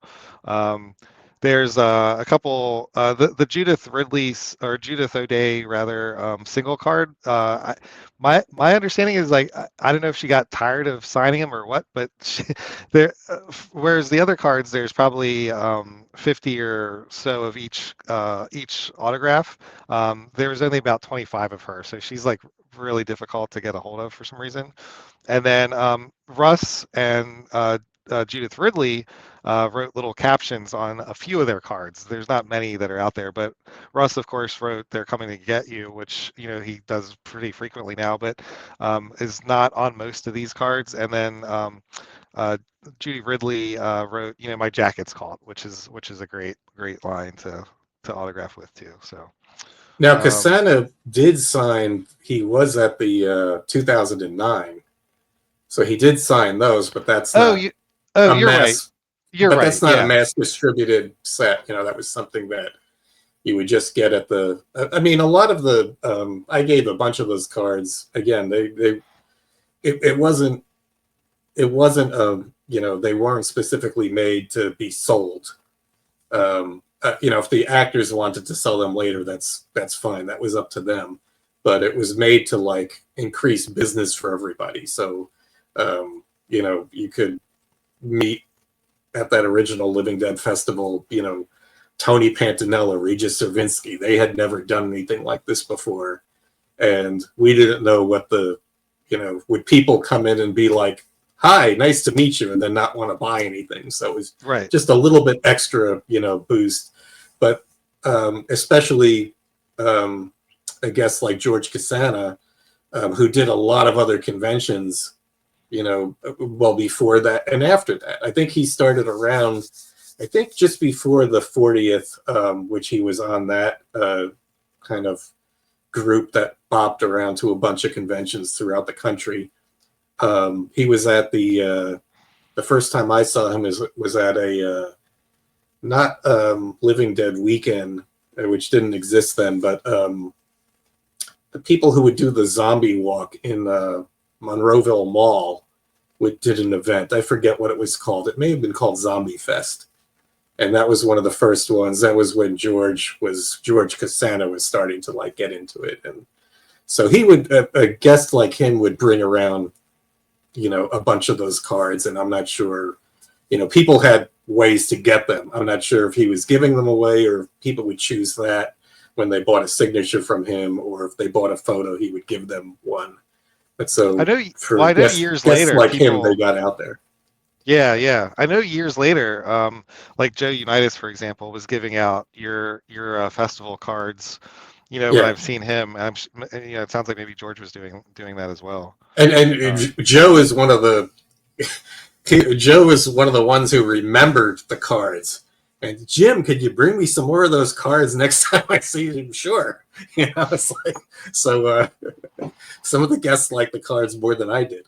But so there was other ways to get them. So it wasn't like you only had to be at the festival. But George Cassana's first real like mass distributed signature card would have been in that set, the Unstoppable set. He also, I keep these. So this is my binder of sets. This is my binder of like random singles, and I call this a set. This is unofficial also, but it just kind of gives you some scope on like what people were doing like on the outside of things. But there was this zombie blood drive event that occurred, and I guess they got George. They made this postcard for George to autograph. They have this little autograph area in it, and for when you're done with the Cairo one, hold the George one up. So interestingly enough, that's the guy on the left side, just behind George. That's Charles Craig. So that's so funny. They got a really good shot featuring him. Yeah. This was another case of dual signature right there.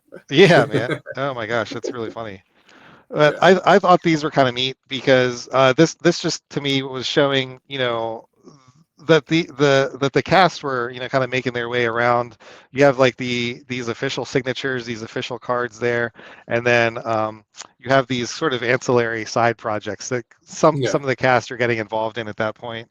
Um, Also, I think, what year is this? This is 2009, so this is a little bit before, but this is a Bill Heinzman card that was produced. It's by Necroscope, who later started into digital trading cards.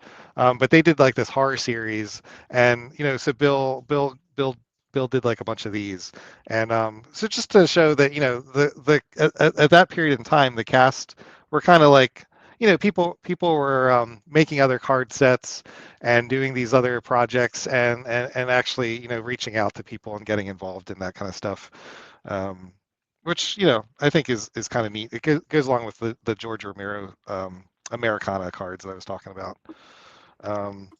But then back to your stuff and the official cards, the Living Dead Festival 2013, which I have the flyer here for. This was another like huge set of guest appearances, which it actually I guess I had a question about that, because it lists actually lists Judy Ridley as the first time appearance on the 2013 festival.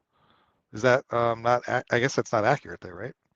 Yeah, that's a mistake, because she was Yeah. definitely, her first one was definitely the 2009 Living Yeah. Dead Festival. Maybe because that was built off of the previous flyer, and so it ends up. So But we do yeah, have that's Bill Cardile joining here, which is cool. I think I haven't seen him sign. I think that was his first. he He wasn't wasn't. at the 2009 one, but he was probably there every year afterward, Okay. because the festival, even though I made cards for 2009 and then again in 2013, the festival ran through 2014, and there was more. There may have been a year that it didn't happen, but there were more years than just that there were cards produced for. So certainly way more. 2014 would have been the year that George Romero was there, and so that was the first time that there were guests from his other films, kind of like as a celebration of George being there. And there was like a whole thing with Night of the Living Dead's cast at the chapel, and George saying, like, the completely now restored chapel, and George saying a few words. So it was just a great way to end the run of those events. But yeah, probably by the time this 2013, I think I have a clearer pick here. I was probably running out of those the first cards, and plus it was for it said 2009 on it, so it was getting old now. And so this time I did So again, a lot more people. I think there was as many as 18 signing cards, or 18 guests that could sign, that would be available to sign cards. There's really only 3 cards here, 3 styles. And instead of having a blank area to put signatures, I did 3 photographs that had an area where signature would pop, naturally in the photograph. So like the ghouls in the field, and you can see, the cast member could sign in the top sky, or the truck exploding and could sign on the explosion, or the 2 ghouls dispatched by the tire iron. You have that black area, so that's where we had people sign that. And it's just great having something like a truck explosion card that Judy Ridley could sign, or Tony Pantanella could sign. I think unfortunately Regis may have passed away by that point, so he wasn't at that one. But Yeah, Tony was there, and he signed that one. And So just, and Terry Gindel actually gets another card that he can sign. He's on another one. So. Yeah, so that's a really cool set, and they're full bleed black and white. Like I just think they're nice cards. Like it's thoughtful to use the negative space for autographs. They pop just like you say. That's cool. That's so I've got A lot of time, and a lot of uh, times you plan it that way, and then somebody whips out a marker before you can tell them don't use that one, and they sign like black in a black area, and it's like, oh, right, okay. right. I'm glad we made 1,000 of these things for these kinds of mishaps. But yeah, they didn't always come off. If you look at the, do we have this one? I specifically did that with I had these Sharpie or Posca or some kind of paint marker that I specifically, this ugly green paint marker that I knew would just show up, and I purposely went around to everybody with that marker and had them sign some cards. But Yeah, otherwise, it was kind of like anything goes, So those were specifically mine. I don't know if they, continued. Those were ones that I specifically had signed because I knew it would work. But I think in some cases those cards were actually a little bit too good, because I remember having to rub the surface a bit because whatever marker somebody was using was not really like working. So they were just like maybe a little too slick. Right, and, right. I mean, now the kind of markers you could get can sign on anything. So we'd have better luck at it now, but it was difficult. It was more difficult than it sounds, trying to go around to everybody and get them to sign, organizing it so you make sure you didn't miss somebody. Oh yeah, I bet. Yeah, it's like there were so many times like, ooh, I forgot that person. Well, and I see over and they're over gonna again complete it. too. People have these. They'll post them on the Facebook group or whatever, and they'll be like, "Whose signature is this?" Because Yeah. there's so many, and some folks have less clear signatures than others, and yeah, it's I can see that being a thing. The killer one is Dave James. Is everybody's? Oh, it's a Dwayne right, Jones. right. Yeah, I can see that. I can see that. If we, I don't know, do you want to keep doing like set history or talk about I anything mean, else, you could jump ahead to something else if you like. I mean, we've been going for a while, but yeah, I know we're I'm kind of game doing a for deep staying dive. on if you want to stay on. Yeah. Well, there were a few like things for the 50th anniversary. There wasn't like any kind of definitive trading card set for the 50th anniversary. Phantasm released a 3-card set, which was kind of nice. Yeah. But I guess we mentioned it earlier. The Fright Rags, I think, was a really great set too, because it combines the sort of like architecture, if you will, of like all the chase cards and the ripping open packs and assembling sets of the Unstoppable, but it's the quality and it's the copyright of Image 10, right? Well, yeah. They So just to give everybody some context, I mean, by that point, Image 10 is now established as a licensing company. Fright Rags was one of the first licenses, not for this trading card set, but we had already been working with them several years, and of course their product is excellent. They have a great reputation, and so this is really the first set. You have so I have this came out a couple ways. So these are the individual cards. They definitely wanted to tell the story. But like I think I got it over here.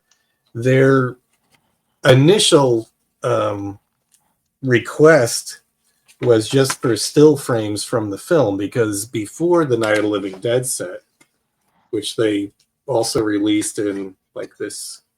Yep. See if you get it. Yep. Card. This is the full set, no stickers, I believe.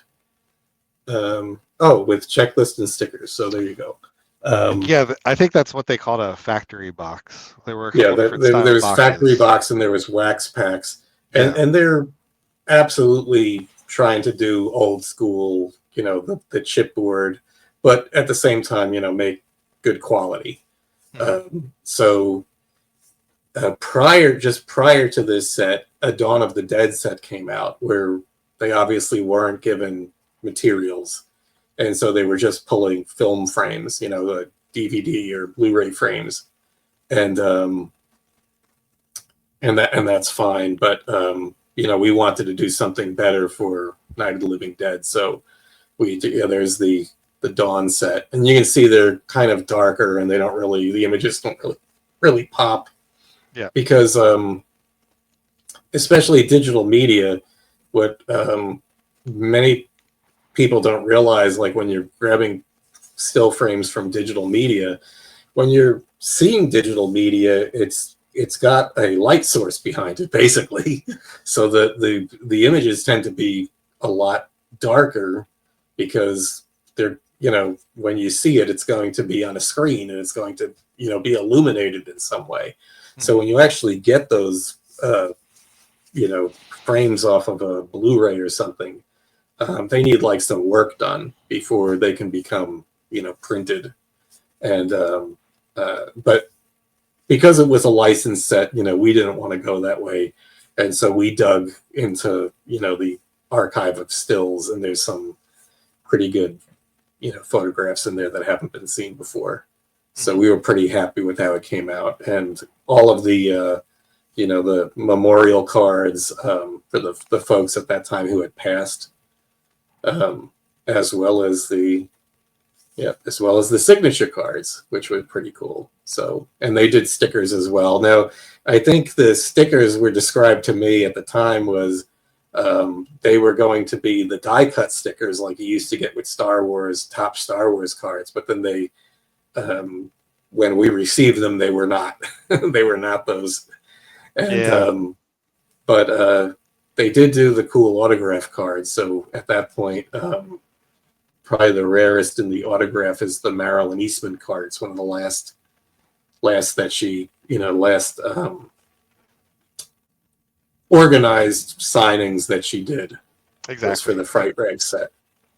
And those were so the basically if you bought this box, what did I do with it? Now I'm losing things. So if you bought this box, which was the factory box, you would get all of the regular cards. But then the chase cards were what? There was parallel cards, which are just like different printing of some of the, I think maybe 4 or 6 of the. Yeah, there was 6. So they, instead of having the white cream border, they had a green border. Yeah. It's the same card, got a green border. Like, just green border. Yeah. And also behind the, designated behind the scenes cards were in there, as well as the the this memoriam, kind of the scene cards with the posed, right. And then they also had the printing plates too. Printing plates, but they weren't cut like the Unstoppables. However, they are printed on. They do have a print on the back instead of just a sticker. So it's, in one way, it's I guess not to say lower quality, but these won't fit in a normal sleeve, but they are nice in that they're printed properly on the back. So it's kind of like gives it some provenance. It says the card number and everything on there, so it's kind of like if you buy a piece of animation art, it's got that that thing on the back, and so it's pretty cool if they did that. But so you would get the chase cards were available in the wax box. So I think you were guaranteed to get so many cards, I think 2 full sets with all the regular chase cards in a wax box. But then, and you would get extras as well. But then you would get the, you were guaranteed 1 autograph card within there, and explain what was up with the autograph cards. Because I think the green autograph cards were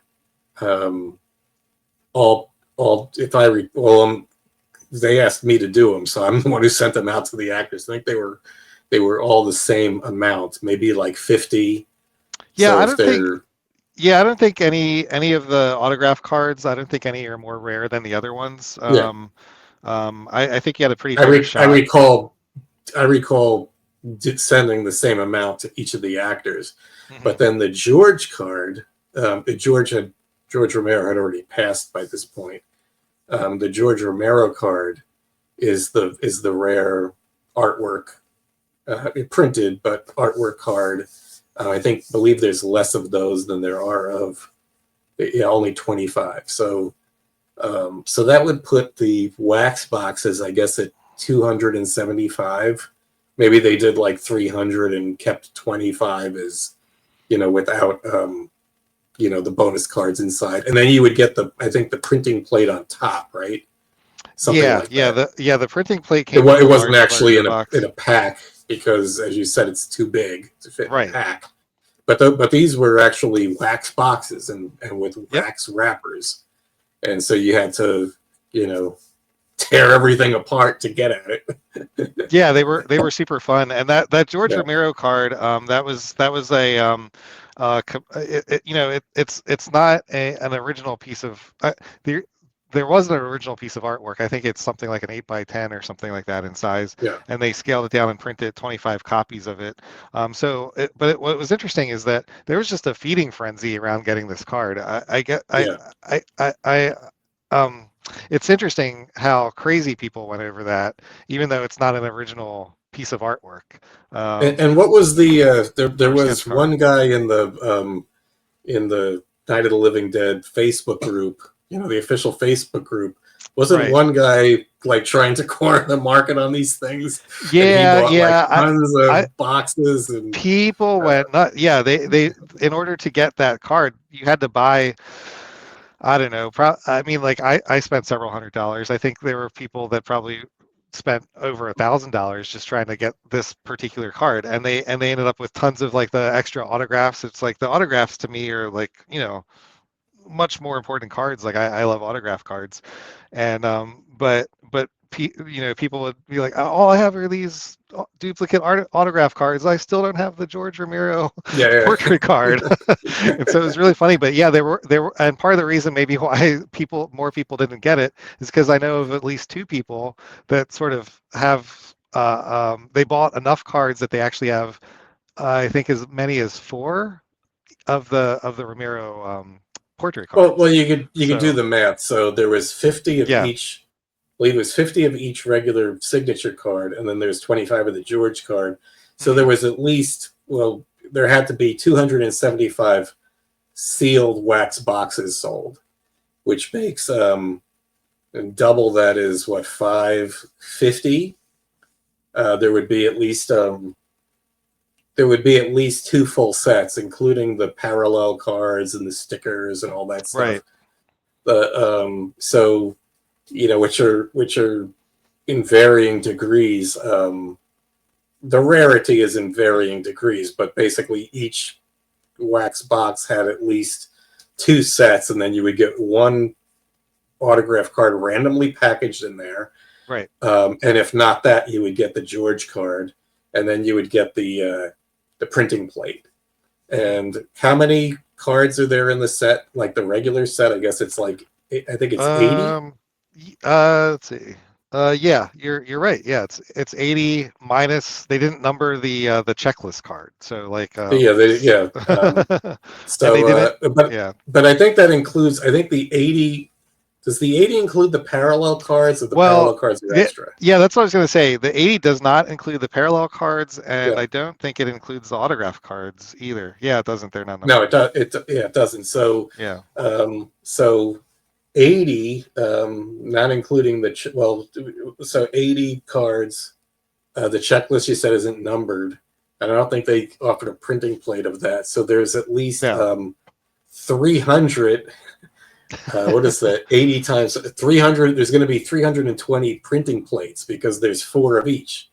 And I know some people have assembled the 4 plates for one card. So my math on this sucks, but I do recall they had a lot of extra printing plates left over. I'm not sure how that worked out, but they Fright Rags had a number of printing plates left over that Carl Hendricks and I actually reached out to them and were like, hey, like we've only seen like, these printing plates. Do you have any extra? And they were like, in fact, we do. And so I think those have been sold and distributed as well. But they actually at the point that we had contacted them about them, they had already gotten rid of some of them, disposed of them or whatever. So I guess people that are into printing plates, they're going to be at a premium in this set, because they did run out of space to insert them. So. But Fright Rags, they also re-released the set later. I forgot what year that was, but 2023. And when they re-released it, technically, I guess if you want to be a completist, you should have the whole set again because they printed the 2023 on them. So it's like technically it's a different set, I guess. But they also released it has the lenticular card, which I don't have. I have to get one of those now. I don't know if you can read it, but D has had a horrible idea.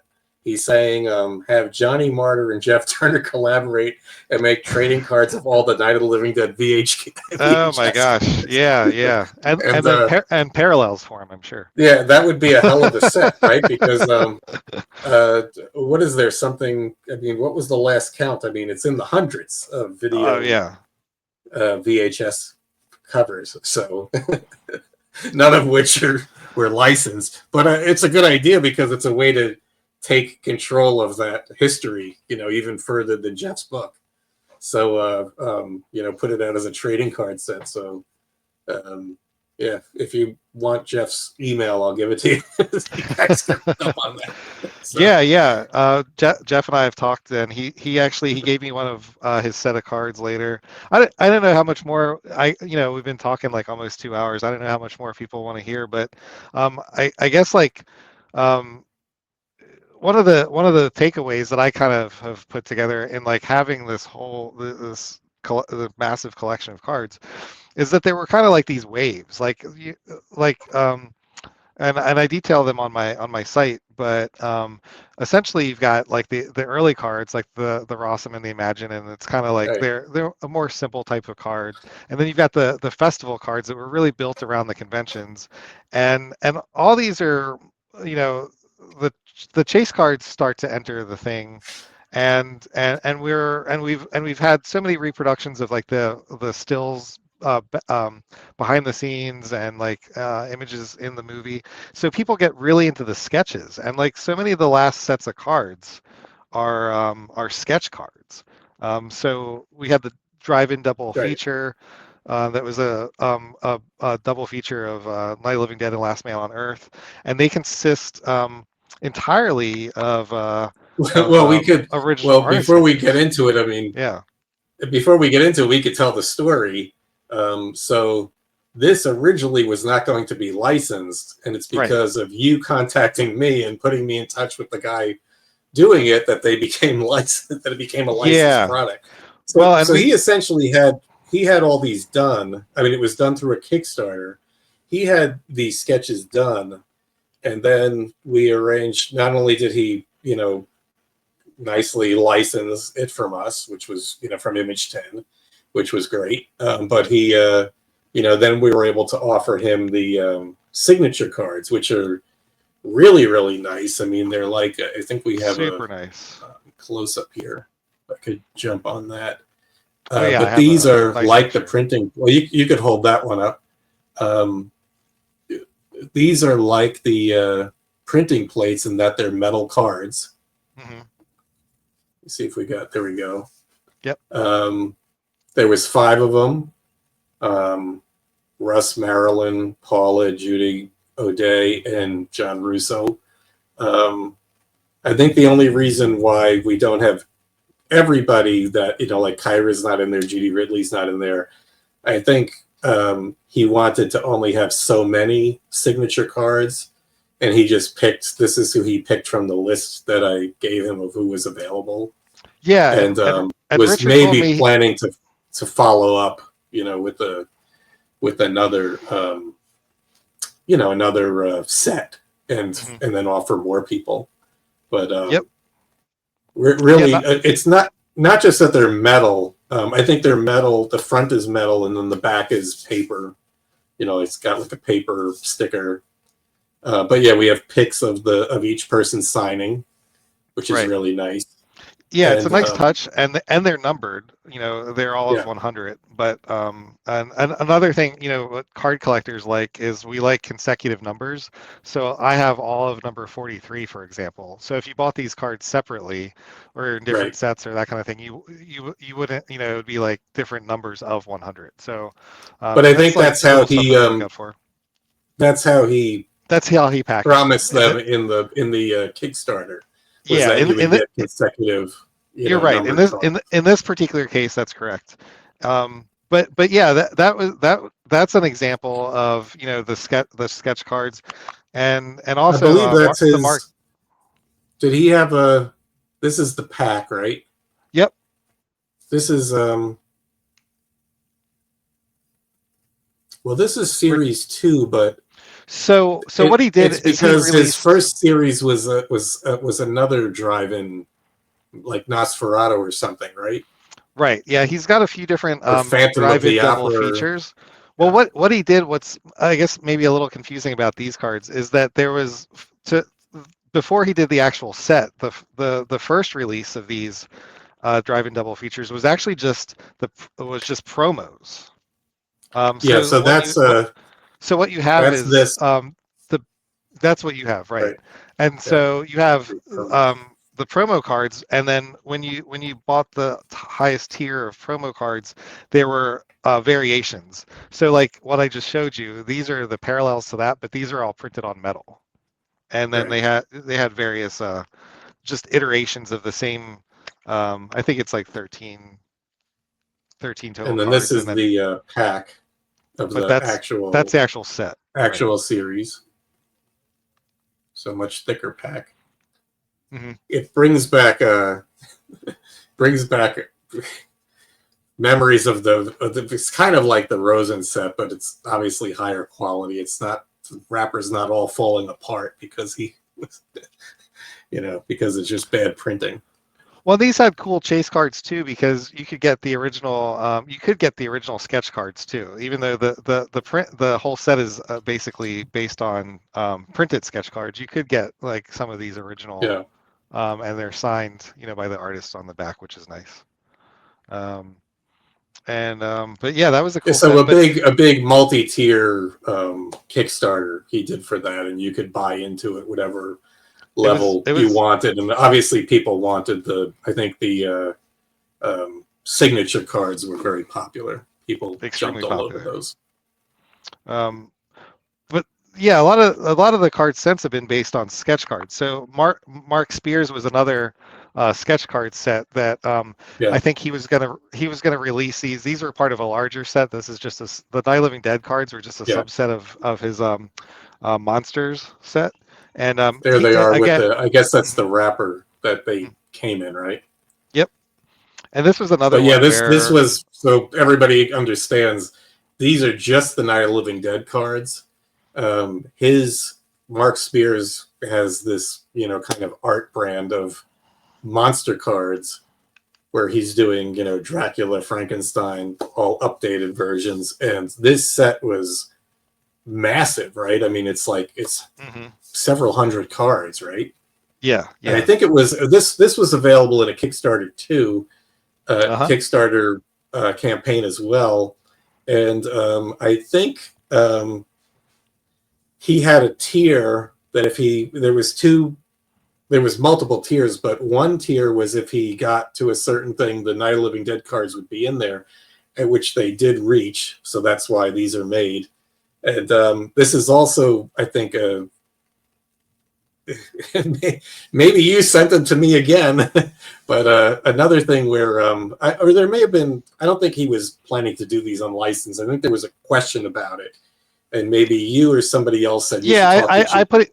Yeah, I put him in contact with you. I forgot how I got connected with Mark. But, your trading card brain trust central over here. Well, All people, trading cards flow through you. well, I don't want to take too much credit because a lot of people actually help me. They know that I'm into the cards, and this is such an awesome community, and so people email me and they tell me about cards I didn't know existed, and a lot of that is like the unofficial cards, Yeah. which I've kind of gotten away from to some degree. But it's been cool in situations like this because I find out about these unofficial cards, pass them on to you, and then suddenly they become official, and it's all legit. And you guys are Image 10's making the money and getting the attention that they deserve from the cards, so that's really cool. But Mark, I guess talking about the tiers, Mark had the base set or subset available, and then there were also printing plates available for these, which were pretty rare, and there was And potentially going to be an autograph set.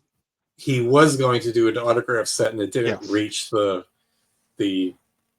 monetary tier for that to happen. So unfortunately that didn't happen. But yeah, pretty cool.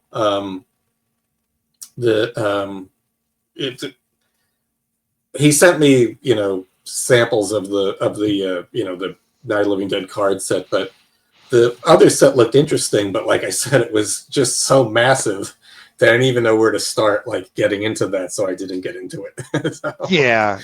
Did you have to buy, or did you buy into the Kickstarter in order to get the? I forgot night exactly set? what I did, but I know that speaking of those consecutive numbers, Mark did give me a set of consecutive cards, which I don't think was like necessarily the case, maybe. With everybody, So were the but, night was the night subset numbered? In his case? There's so there were only 299 of each night card, and what is that, like 9, 10, 11, 12, 13, like 13 cards in that set. So and the autograph cards that I guess they were a little bit of an afterthought when he talked to you guys, so they were really just the cards that as they existed, and then he had made a place to put an autograph. I mean, he had these done by the time we were discussing, and we may be corrected. I mean, they're for colorized stills. I mean, they're very, very well done. We may be corrected a few of the colors here and there, but it was nothing like usually. What he started from was not majorly different from what you see there.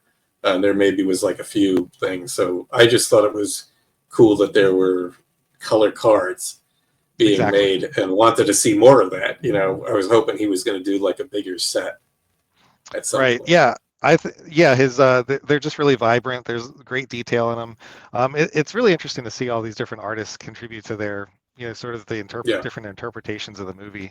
And like you talked about Michael Calandra earlier and his contributions to the 2012 set, and then he did, and also his just about Mark Spears. I mean, it's like he has this Night of the Living Dead licensed accurate subset within this much larger set that I could imagine that you buy for the artwork, because just the it's his interpretation of famous monsters, basically, Dracula's, and but that don't look like Bela Lugosi. It's like his own take, and in a lot of cases it's just really nice artwork, and it's interesting to look at.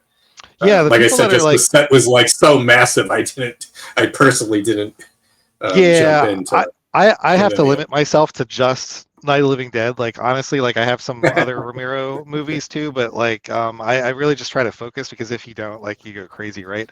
But the fans of Mark. And my mindset is I can only think about Night of the Living Dead because it's all being thrown at me every day, and some form or another. So yeah, man, I get that. It's like, but you were talking about the original artwork, and just to keep about talking about the sketches. Calandra. He did cards for. I think we got a photo of it. Oh there you go. So he basically Mike has been doing this artwork as large prints, first as a painting, and then he sells prints of them he's been doing this for years. I mean, probably close to decades. And then recently he put these out as a set, and he's got the autograph card in there. You probably know more about how this is broken down, but it's basically based on his artwork. And I see you have a green border set there. Yeah, he did two different. He did a green border and a red border. I think the red border was the more common one, and you got the green border if you were VIP. I think I've got that in the right order. Mm-hmm.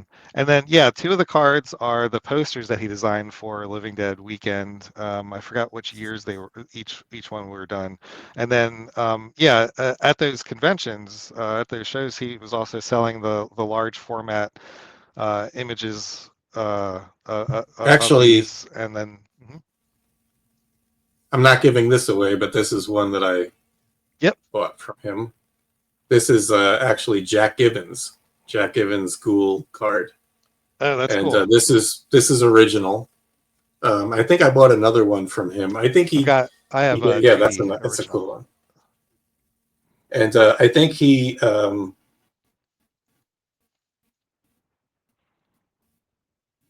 I think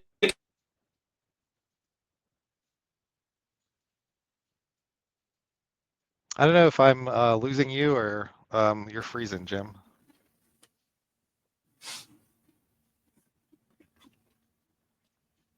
I see you moving again. Hold on 1 second. Sure. I think we're back. You can hear me, Johnny? I can hear you. I can see you moving. Okay. I don't know if it dropped out for you, but I all of a sudden had those spinning circles. But anyway, I was at Mike's table. So I think that was the Living Dead weekend in not last October, but the year before, so 2023. Yeah, 2022 is the date I've got on the cards. And that's when I met you. But I was at his table with Paula Richards, with Paula's daughter, and we were looking at his artwork. And he gave her the there was a Paula card like that. He gave that to her, and that's great. And so I bought the Jack Gibbons card. I would have bought that one too, but I couldn't take it away from Paula's daughter. So yeah, this was a cool set, because it was an extra that you got for free as a VIP, or you could purchase, like I said, I think the red theme set, and then each card has a space for an autograph on the back.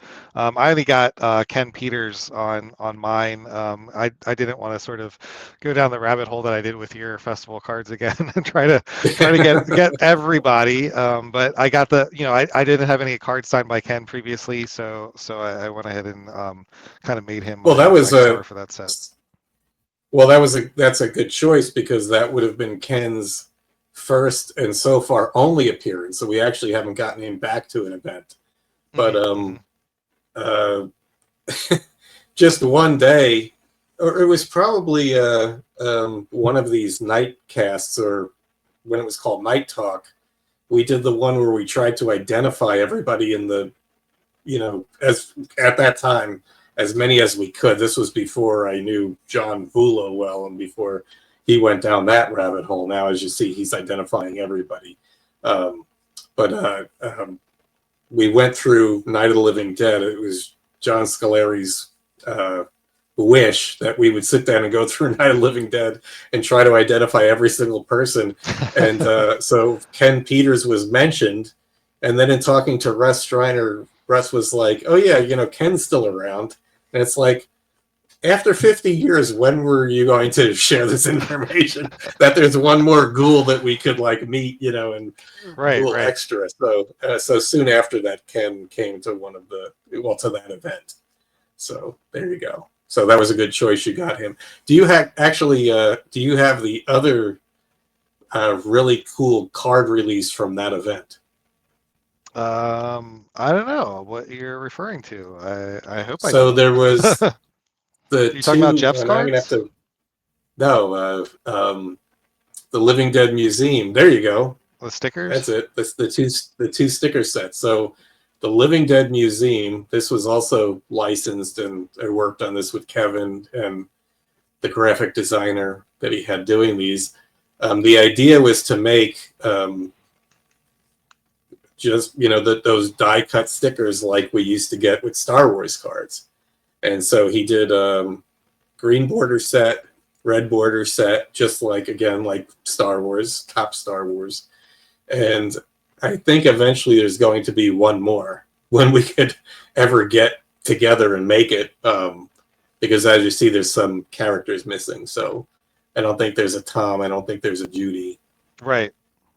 There's just Judy Ridley. I don't know. Is there a Chief McClellan? I don't think there's a McClellan in there. No, we don't have him yet. We've got Bill, Cemetery Ghoul, Bug Eating Ghoul, Marilyn Eastman, TV Caster. Tire Iron Ghoul, John Russo. Yep. So I think the point of it was to have, in that first set, the first 6, they're all available to sign. And then I think in the second 6, those folks aren't available to sign. Right, yeah. That's the group that they had passed away. Mm-hmm. But I think he wants to do a yellow border set, so that'll fill it out at 12, right? No, sorry, not 12, 18. Okay. So you'll be able to fill in those 6 spaces. Right. Yeah, I would like to. That'll include the Tom, Judy, and a few others. Maybe a Vince, Deputy Vince, maybe a Chief McClellan, and whoever else we could get. So yeah, and I see you've got right there. We've got the also from the same guy who did from Richard Falk. RJF Design, I believe is right. Yeah, we did. From the this double was part of the. This was part of the Kickstarter. The Kickstarter campaign for Jeff Turner's first book on the VHS and distribution release, and the idea here was to do these as lobby cards. Lobby cards were a way of, a method of movie advertising back in the day, and I think we have a nope. Yes. There they are. So these cards,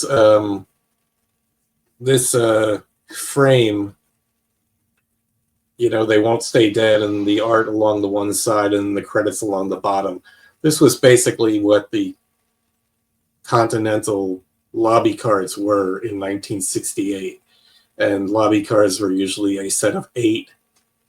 And because this Kickstarter campaign had a VHS and had, a T-shirt, and it was based on Jeff Turner's book, Night of the Living Tapes, which was focused on the VHS tapes, but he did go into all the distribution of the film and the advertising material and so forth, and how it got out on Laserdisc and VHS and eventually DVD and all that.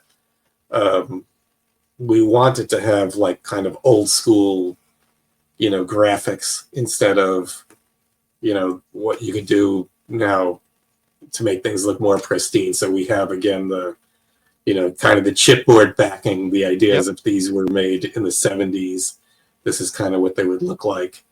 And you could see in there the kind of like right in the center, there's a title card, and title cards were a form of lobby card back in the day. But by the time, so you would have a set of 8 lobby cards, 7 of them would be scene cards featuring the same border artwork, but with a photograph, different photograph on each one, usually hand colored.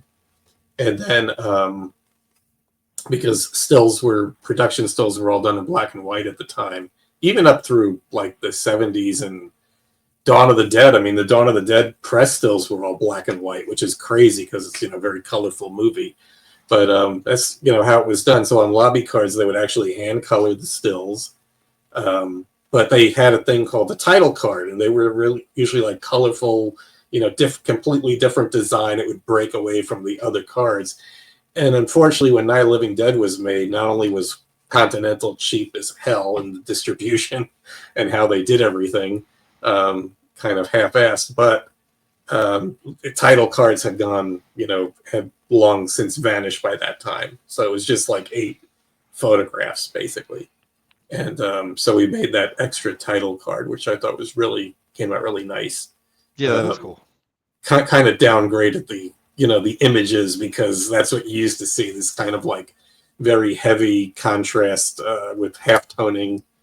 But that was based on design that the designer at Fright Rags did for us. They did on a t-shirt, and we also used as the VHS art. Mm-hmm. So just a very kind of cool throwback to the 70s and what you would see at that time if, trading cards were being released, or VHS tapes being released at the end of the 70s. It would make use of the typical publicity stills and so forth. So, and then I see you have Jeff Turner's card set. Yeah, this was from his subsequent. His I think he did a Kickstarter for this. At this point, I don't recall, but he had a second book. It was about the advertising. Yeah, theater near which was about the advertising, and maybe he did these as part of offer these as part of a Kickstarter campaign as well. Yeah, I think this is part of the Kickstarter. Actually, Jeff was kind enough to let at the last show I was at just give me a set, but yeah, I believe, because he gave me an unopened set, and I guess I got a set when I bought the book too. So, which the book is really fascinating. It's definitely a deep dive, and it also went into like the distribution and different formats of the film too, which is interesting. But yeah, so those are kind of like that's kind of really the end of the road in terms of the sets, like official sets. There's a lot of unofficial cards, and there's a lot of single cards, and that's kind of where we're at now, I think. And now another thing that's happening, and I didn't see this years ago, but people are actually getting the old cards slabbed by PSA and authenticated and that kind of thing now. I don't send cards out like that, but every once in a while I'll pick one up that's already been done. But that's becoming so we have just to give everybody an example here. Here's a Keith Wayne not slabbed, but then from the same set.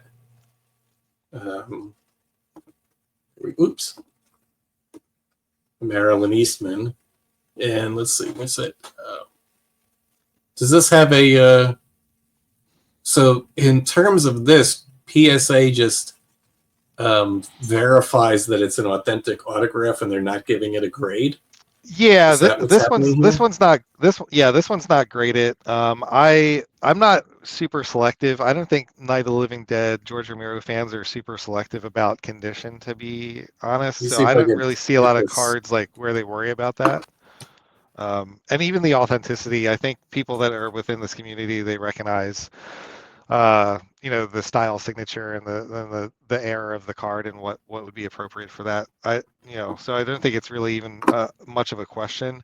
But I think that right now, just basically since COVID, PSA and like slabbing cards and that kind of thing has gotten very popular in terms of like trying to raise the value of the card. And it is nice because it preserves it and it catalogs it. You can go to the PSA website and you can put in this identification number, and it's going to tell you like the sale history of this card, and so that I think that's interesting. It's not something that I do a lot of, because like I said, I like to break the cards out and actually touch them, and not kind of like archive them away in these seals. And there's also some question as to how valid some of PSA and these other grading companies their decisions are in terms of grading and even authenticity. But I've picked a few of these up. I actually just bought one recently just because I thought it was a nice looking autograph card. But I'm just trying to kind of give the state of of cards right now. Like I said, like it's a lot of sketch cards right now, a lot of unofficial cards. If you cruise on eBay, there's so many some unofficial cards, some of very high quality, some of very low quality that are out there. Some are they're just fan cards and they're just very small sets. They're not even people aren't even selling them. They're just making them up for fun because the technology's gotten to a point where people can, I guess, print reasonable quality cards or at least to their own liking at home and that kind of thing. They're not doing these mechanicals like we were doing with Imagine and and yeah, I think I don't know. That's kind of I'm trying to pull everything together and discuss where we've been, where we're going, and um, it's kind of an interesting time for the trading cards right now because we've kind of it's almost meta, I guess. Like we've got we're getting into the weeds, like really getting into details with Night Living Dead. We're doing the ads like die cut stickers, just really pushing the edges of like what can we do with the cards next. So it's kind of neat. Um, I mean, there really hasn't been a like an exhaustive kind of card series where it's just like presenting the film. The Fright Rags series is close, but again, it's trying to mimic those sets from the 70s. right. And there really hasn't been one where we just say, okay, well, this is the film, here it is, and here's just kind of like going through the materials that are available. Certain aspects of the movie have been documented in photographs in abundance, and then other areas have not. Right, so there's right. just really nothing that has become like kind of like the exhaustive card set. I think there's still room to do something like that, but it just really is just who wants to do that. I'm thinking of something like the like in the around 2010 or around that time, something like that Outer Limits set that came out from Rittenhouse was pretty of the original Outer Limits. I think they did a follow-up of the newer Outer Limits series, but the original where it had X amount of signature cards, and it just went through every episode, behind the scenes. It just had a lot to it, and without it trying to like present itself as a throwback to something that came before, Okay. the Mark Spears cards kind of remind me of something like similar to a Mars Attacks, this kind of original artwork thing. Right. That's at least the style that the Night of the Living Dead cards look like. So, again, there's room to do a kind of a more exhaustive set that'll have, maybe 200 cards and just go through so many different aspects of the film without it trying to be trying to fill this particular area of trading cards and so forth. And then, there's a lot more that you could do with it, as you're saying. There's all kinds of die cuts and special cards that are made now. There's never been 3D cards, or something like that. So Right. although what did Richard came close with Well, he he's did got the that there. particular card of Kyra Yeah, Karen, chopping away at the artwork of but there again, that's artwork. It's a really cool card, and it moves. As she move it up and down, she's bringing the food to her, the flesh to her, or the guts to her mouth. Yep. So yeah, there's so much more that can be done, despite this vast number of riches that we already have. I see you have the red, like in there, he's got the red version of the poster, but it's on a metallic or a metal card, a heavy metal. Yeah, this card. is another aluminum card, and with the paper backing, just another. And that another the printing on that material. is different than those other metal cards that are the autograph cards, where the black and white photos kind of take on a it just takes on a new look by printing it on silver. The Right. white parts of the image become silver. Carl is saying that just brainstorming maybe a prop collection card. We're gonna have to find actual props there, Carl, before we do that. Well, we're gonna have I to don't know if find you, out definitively what color the banana dish is on the the banana on the boat. radio. The banana The boat, glass yeah. banana boat. And in case you missed it before, he's going to send you his information so he could be added to your will. So. Oh, perfect. Because I was looking for that.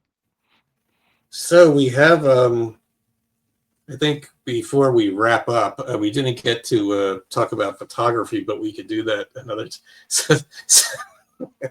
D. Wayne is saying the ironing board card will be sought after. So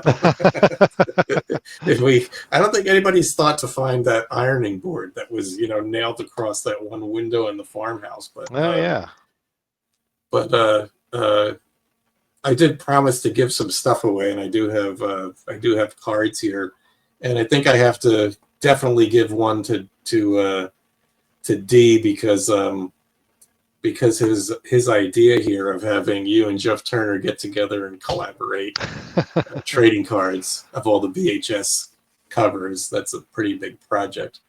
So speaking of the Phantasm cards, we've got some Judy O'Day Nice autographed Phantasm cards and some Kyra Schoen Karen Cooper autographed cards.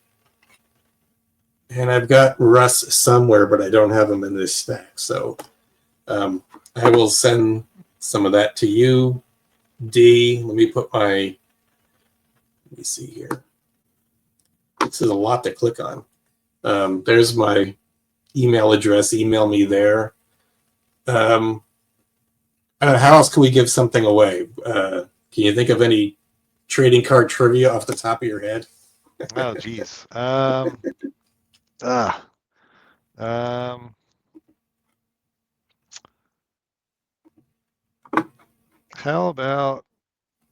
about what year is I consider this, maybe this is too abstract, but we could find out what year Joe Unitas had a football card.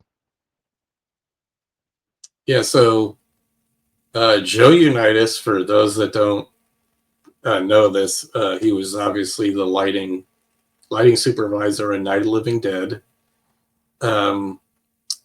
Joe was originally an athlete,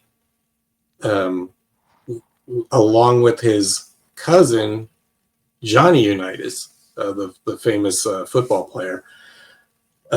They were both on the Baltimore Colts until illness got Joe out of the running to be on the team. So what year was that? Does anybody know that? Let's see. Carl is saying 57. You know what? The answer is actually on my website. I don't know off the top of my head. So we'll have to do some post-show calculations.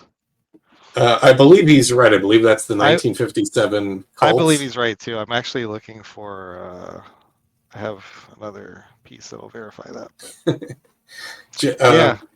So what we're going to do is John Vullo saying, I didn't know that. I thought his quip about being Johnny Unitas, his quip is that he says he introduces himself as Johnny Unitas's cousin. So his quip was that just a joke. It wasn't real, but actually it was real. Yep, it's real. So John's going to have to actually give Carl the prize because he gets a non-prize for admitting to that. There you go. That silliness. I mean, here's the guy who is tracking everybody down. He didn't understand that Joe Unitas actually was a pro athlete, a pro football player. So that's really funny. Yeah, I guess that was one aspect of the cards I thought was kind of cool that I came across too, is that there were actually, I guess, trading cards, if you will, including that one that existed before the movie did, if you want to call them part of your Night of the Living Dead trading card collection, is that Baltimore Colts card from Topps. I got Joe to sign it. He was real excited to see it. I don't think he'd actually even seen it before. And then um,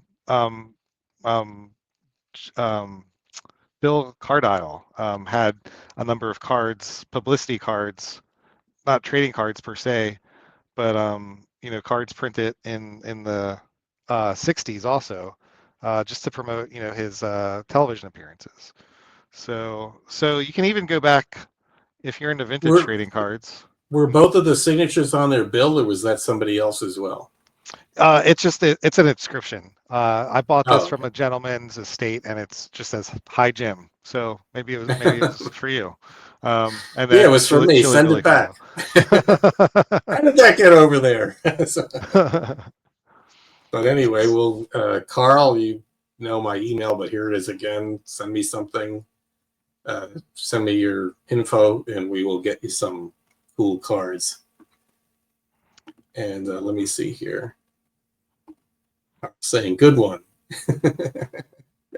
And John Vula will get you something as well, because he's going to pay for not knowing that Joe Unitas was related to Johnny, the famous Johnny Unitas.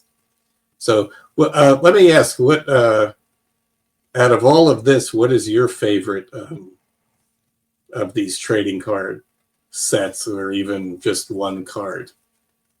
I get asked that a lot. I love as I mentioned earlier, I love the on location cards. But when I was I probably in like 1998 or something, I was at one of the conventions and I got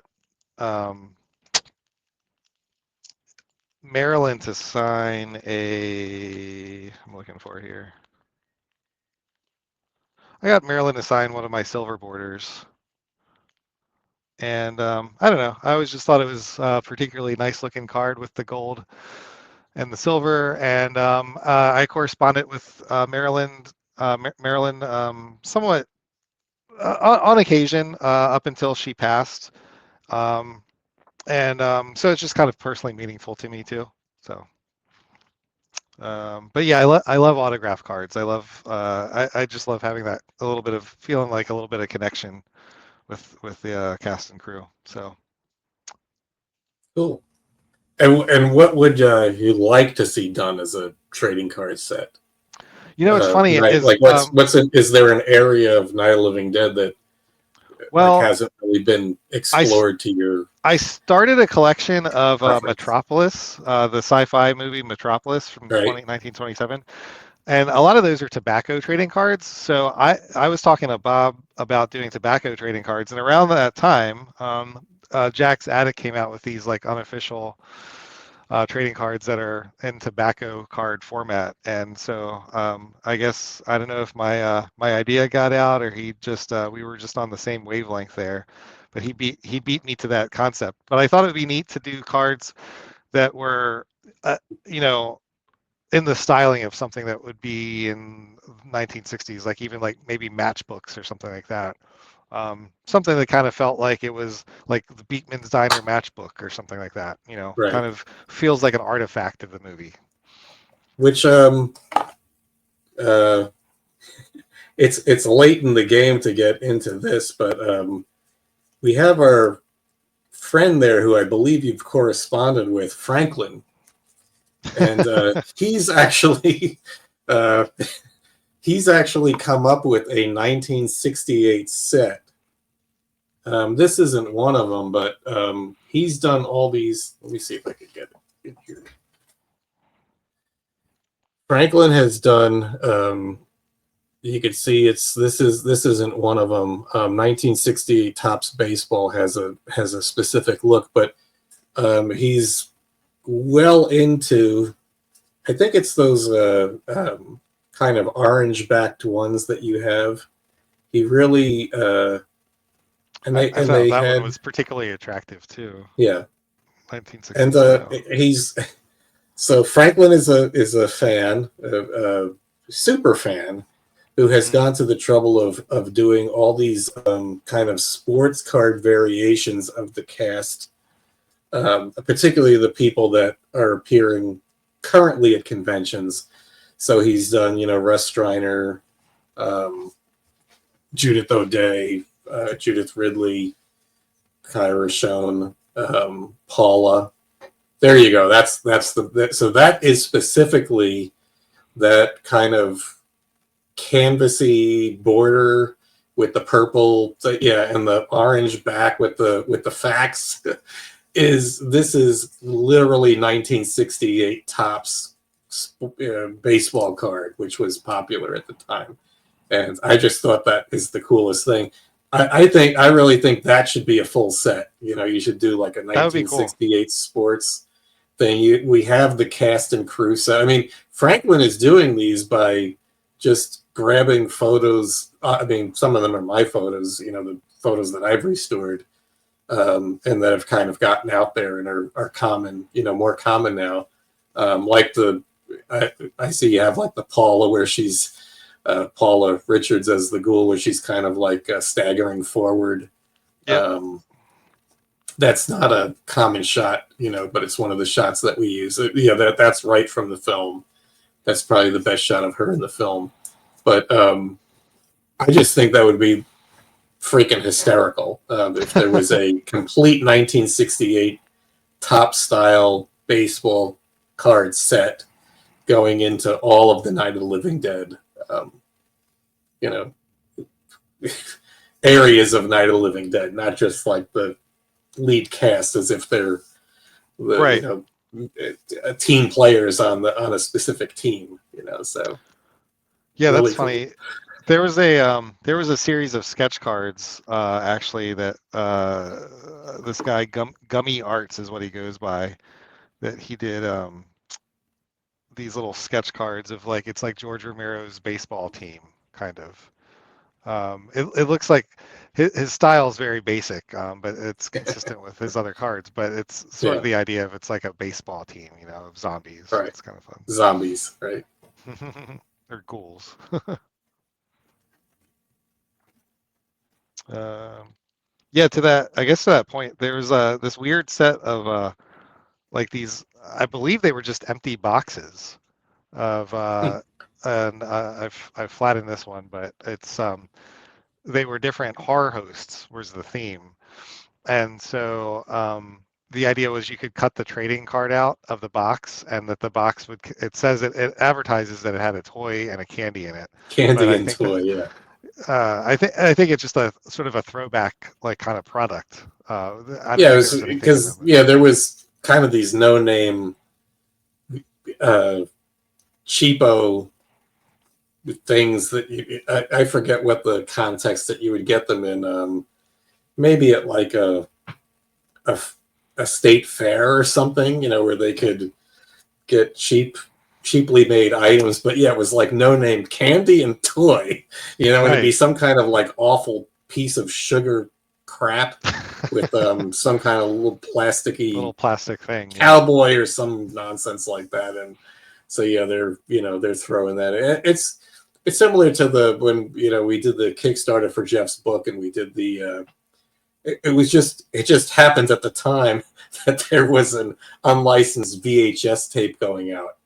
And so I was in contact with the guys because there was a kid's book or something. It was a series of children's books, like Night of the Living Dead told as like children's books with this VHS tape release. And somehow we got involved in it, and they said, "Hey, you guys really shouldn't be doing that." And but we said, "Okay, well, just here, it's important. They put a big sticker on it, image 10, copyright, all that stuff." And so we got that done. And it's what was the deal with this? Oh, well, we were pairing it with a VHS tape, like I said, which also wasn't licensed. But then the wheels started turning, and it's like, well, I've got this guy who just did a book on all VHS tapes, and we're talking about doing a Kickstarter. Wouldn't it be great that the main item is a VHS tape? So we got everybody together and we did that. And they were doing similar things to in any of these things, like, candy and toy, any of these little kind of like areas where product is just thrown out there. You had the VHS era where, there were these rental shops where you could go, home video was not at really the sell-through price, where people could realistically own the movies themselves. Rental price was very expensive. So you would go to the rental store and, get whatever for $2 and have it for a couple days. And there was just a whole bunch of ephemera that went with that, the really bad please rewind, sticker that was put on there because you had to rewind a VHS tape in order to like watch it. And people wouldn't do that, so these guys, went the full 9 yards, and they came up with all the little stickers like that. And one had Karen Cooper on it, the famous shot of Karen Cooper, like that big 6-card sheet you have. And it's please be kind, rewind. And that's one awesome. That, just an awful green color that says horror, because, you would go into the Blockbuster. It wasn't even Blockbuster. There would have been like all these different mom and pop, local rental stores. And as if you didn't know something like Night of the Living Dead was horror, they would stick a horror label on it so that you were sure to know that you were looking at a horror movie before renting it. So, all that kind of like funny stuff that comes out of it. It's always funny that comes out of like a particular era or a particular type of merchandising, area of merchandising. It's just funny when that stuff gets duplicated in new collectibles, and so that's great. So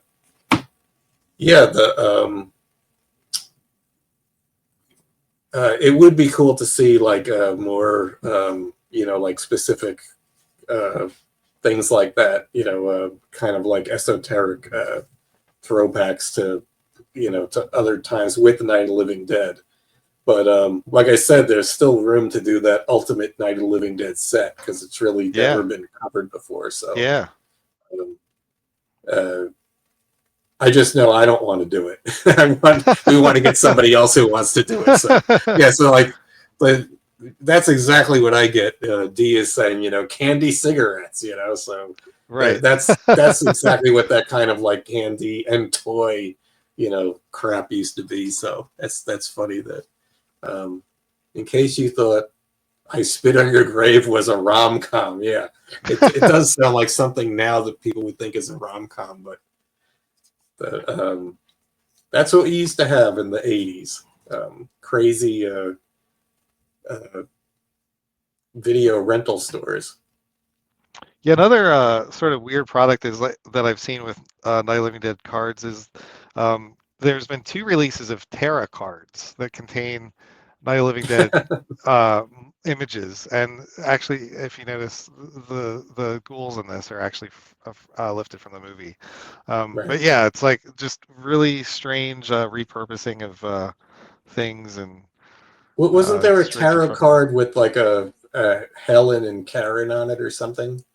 It's really strange. It's not they didn't use images from the movie, but I mean it's clearly in that style. So see, but that's pretty funny because that's something that I would say is more like a nod.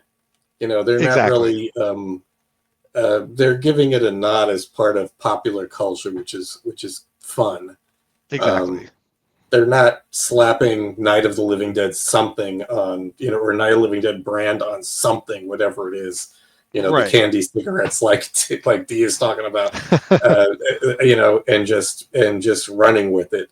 There's like some kind of like fun angle and thought put into, what they're doing there. The whole thing of making Karen, she kind of looks like a stand-up marionette or something. So. Or a ventriloquist dummy or something, like the way the mouth is. Right. That's an exaggeration. Cool. Yeah. So something like that is neat. another one where they have like sort of a retro TV, and it says it's not Night of the Living Dead, but it says retro state Right. or rescue stations, and then you've got the boarded up window behind it. Like, And yeah, is that's from the same set? yeah, that's another tarot card from the same set. Yep. And what was the purpose of those tarot cards? I think that set there was just a woman that she's a montage artist, I guess, and so the whole set was a horror themed or post-apocalyptic themed. Yeah. Yeah, it wasn't zombie themed. Kind of like horror situations, like famous situations. The TV playing with the crisis happening outside that you have to board the windows up and everything. Exactly. That's cool. Neat. Cool. Yeah, stuff like that to me is doesn't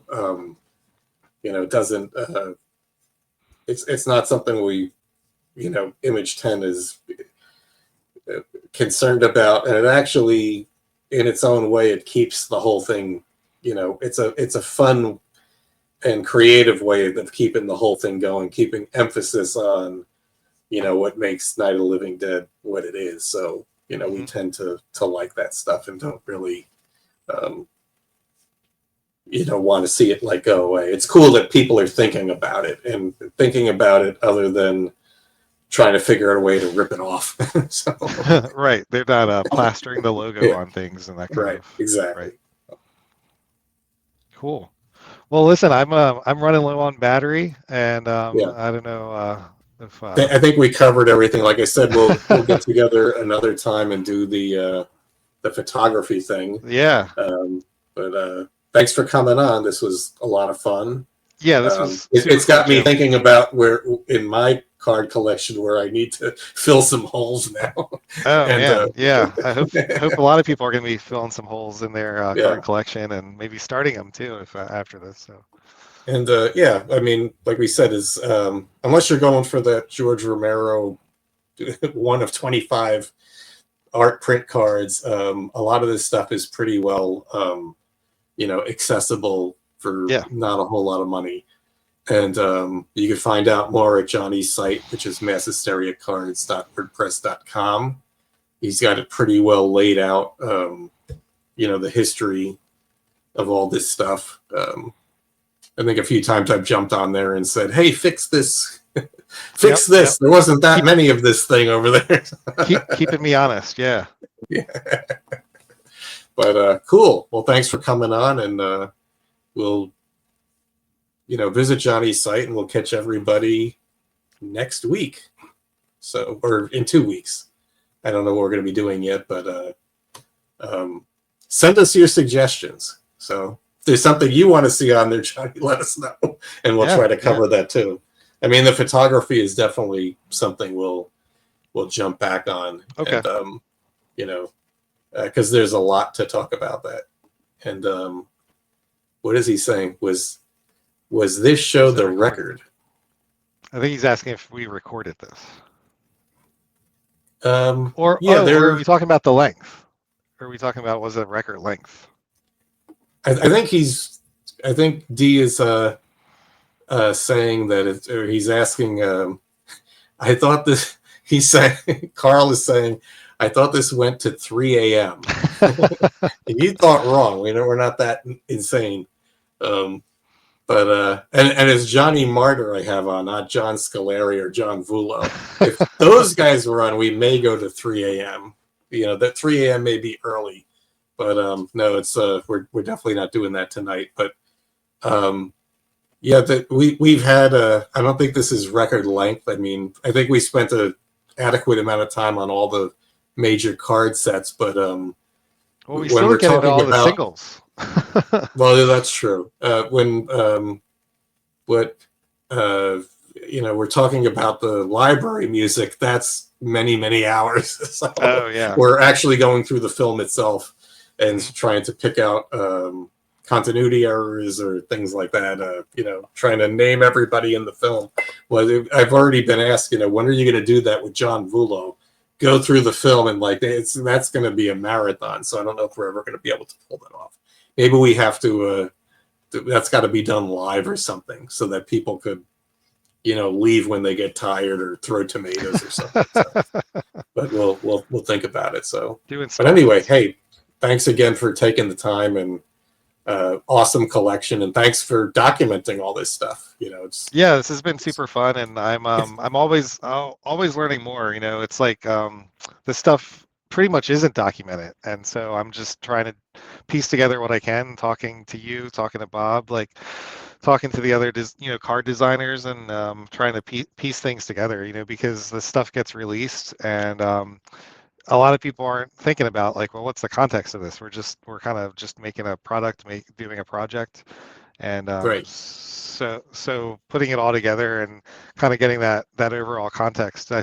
I don't know what it ultimately says about the movie and the fans and things, but I think it's interesting. So, Well, I mean, it's, as a American horror movie from the 1960s, and independent, not something like one of the many Universal monster movies that went along, and all the products that followed in its wake. Yeah, there isn't a lot of there hasn't been a lot of documentation of these different areas of what's happened with Night of the Living Dead. So it's great that people like yourself have, your area that you work in, trading cards, whereas like somebody like Jeff Turner, it's about the VHS tapes, and with others it's about something. So everybody doing their part, we get a complete picture, and the history of it is saved, and so that's important. I'm glad it's being done. So very cool. Cool. Thanks for coming on and talking about this, and we'll definitely get together in the future, about photography, because that's a whole other cool area of Night of the Living Dead that we could talk about for several hours. So great. Awesome. Thanks so much, Jim. Until next Thanks everybody for listening. Time. See you all again. All right.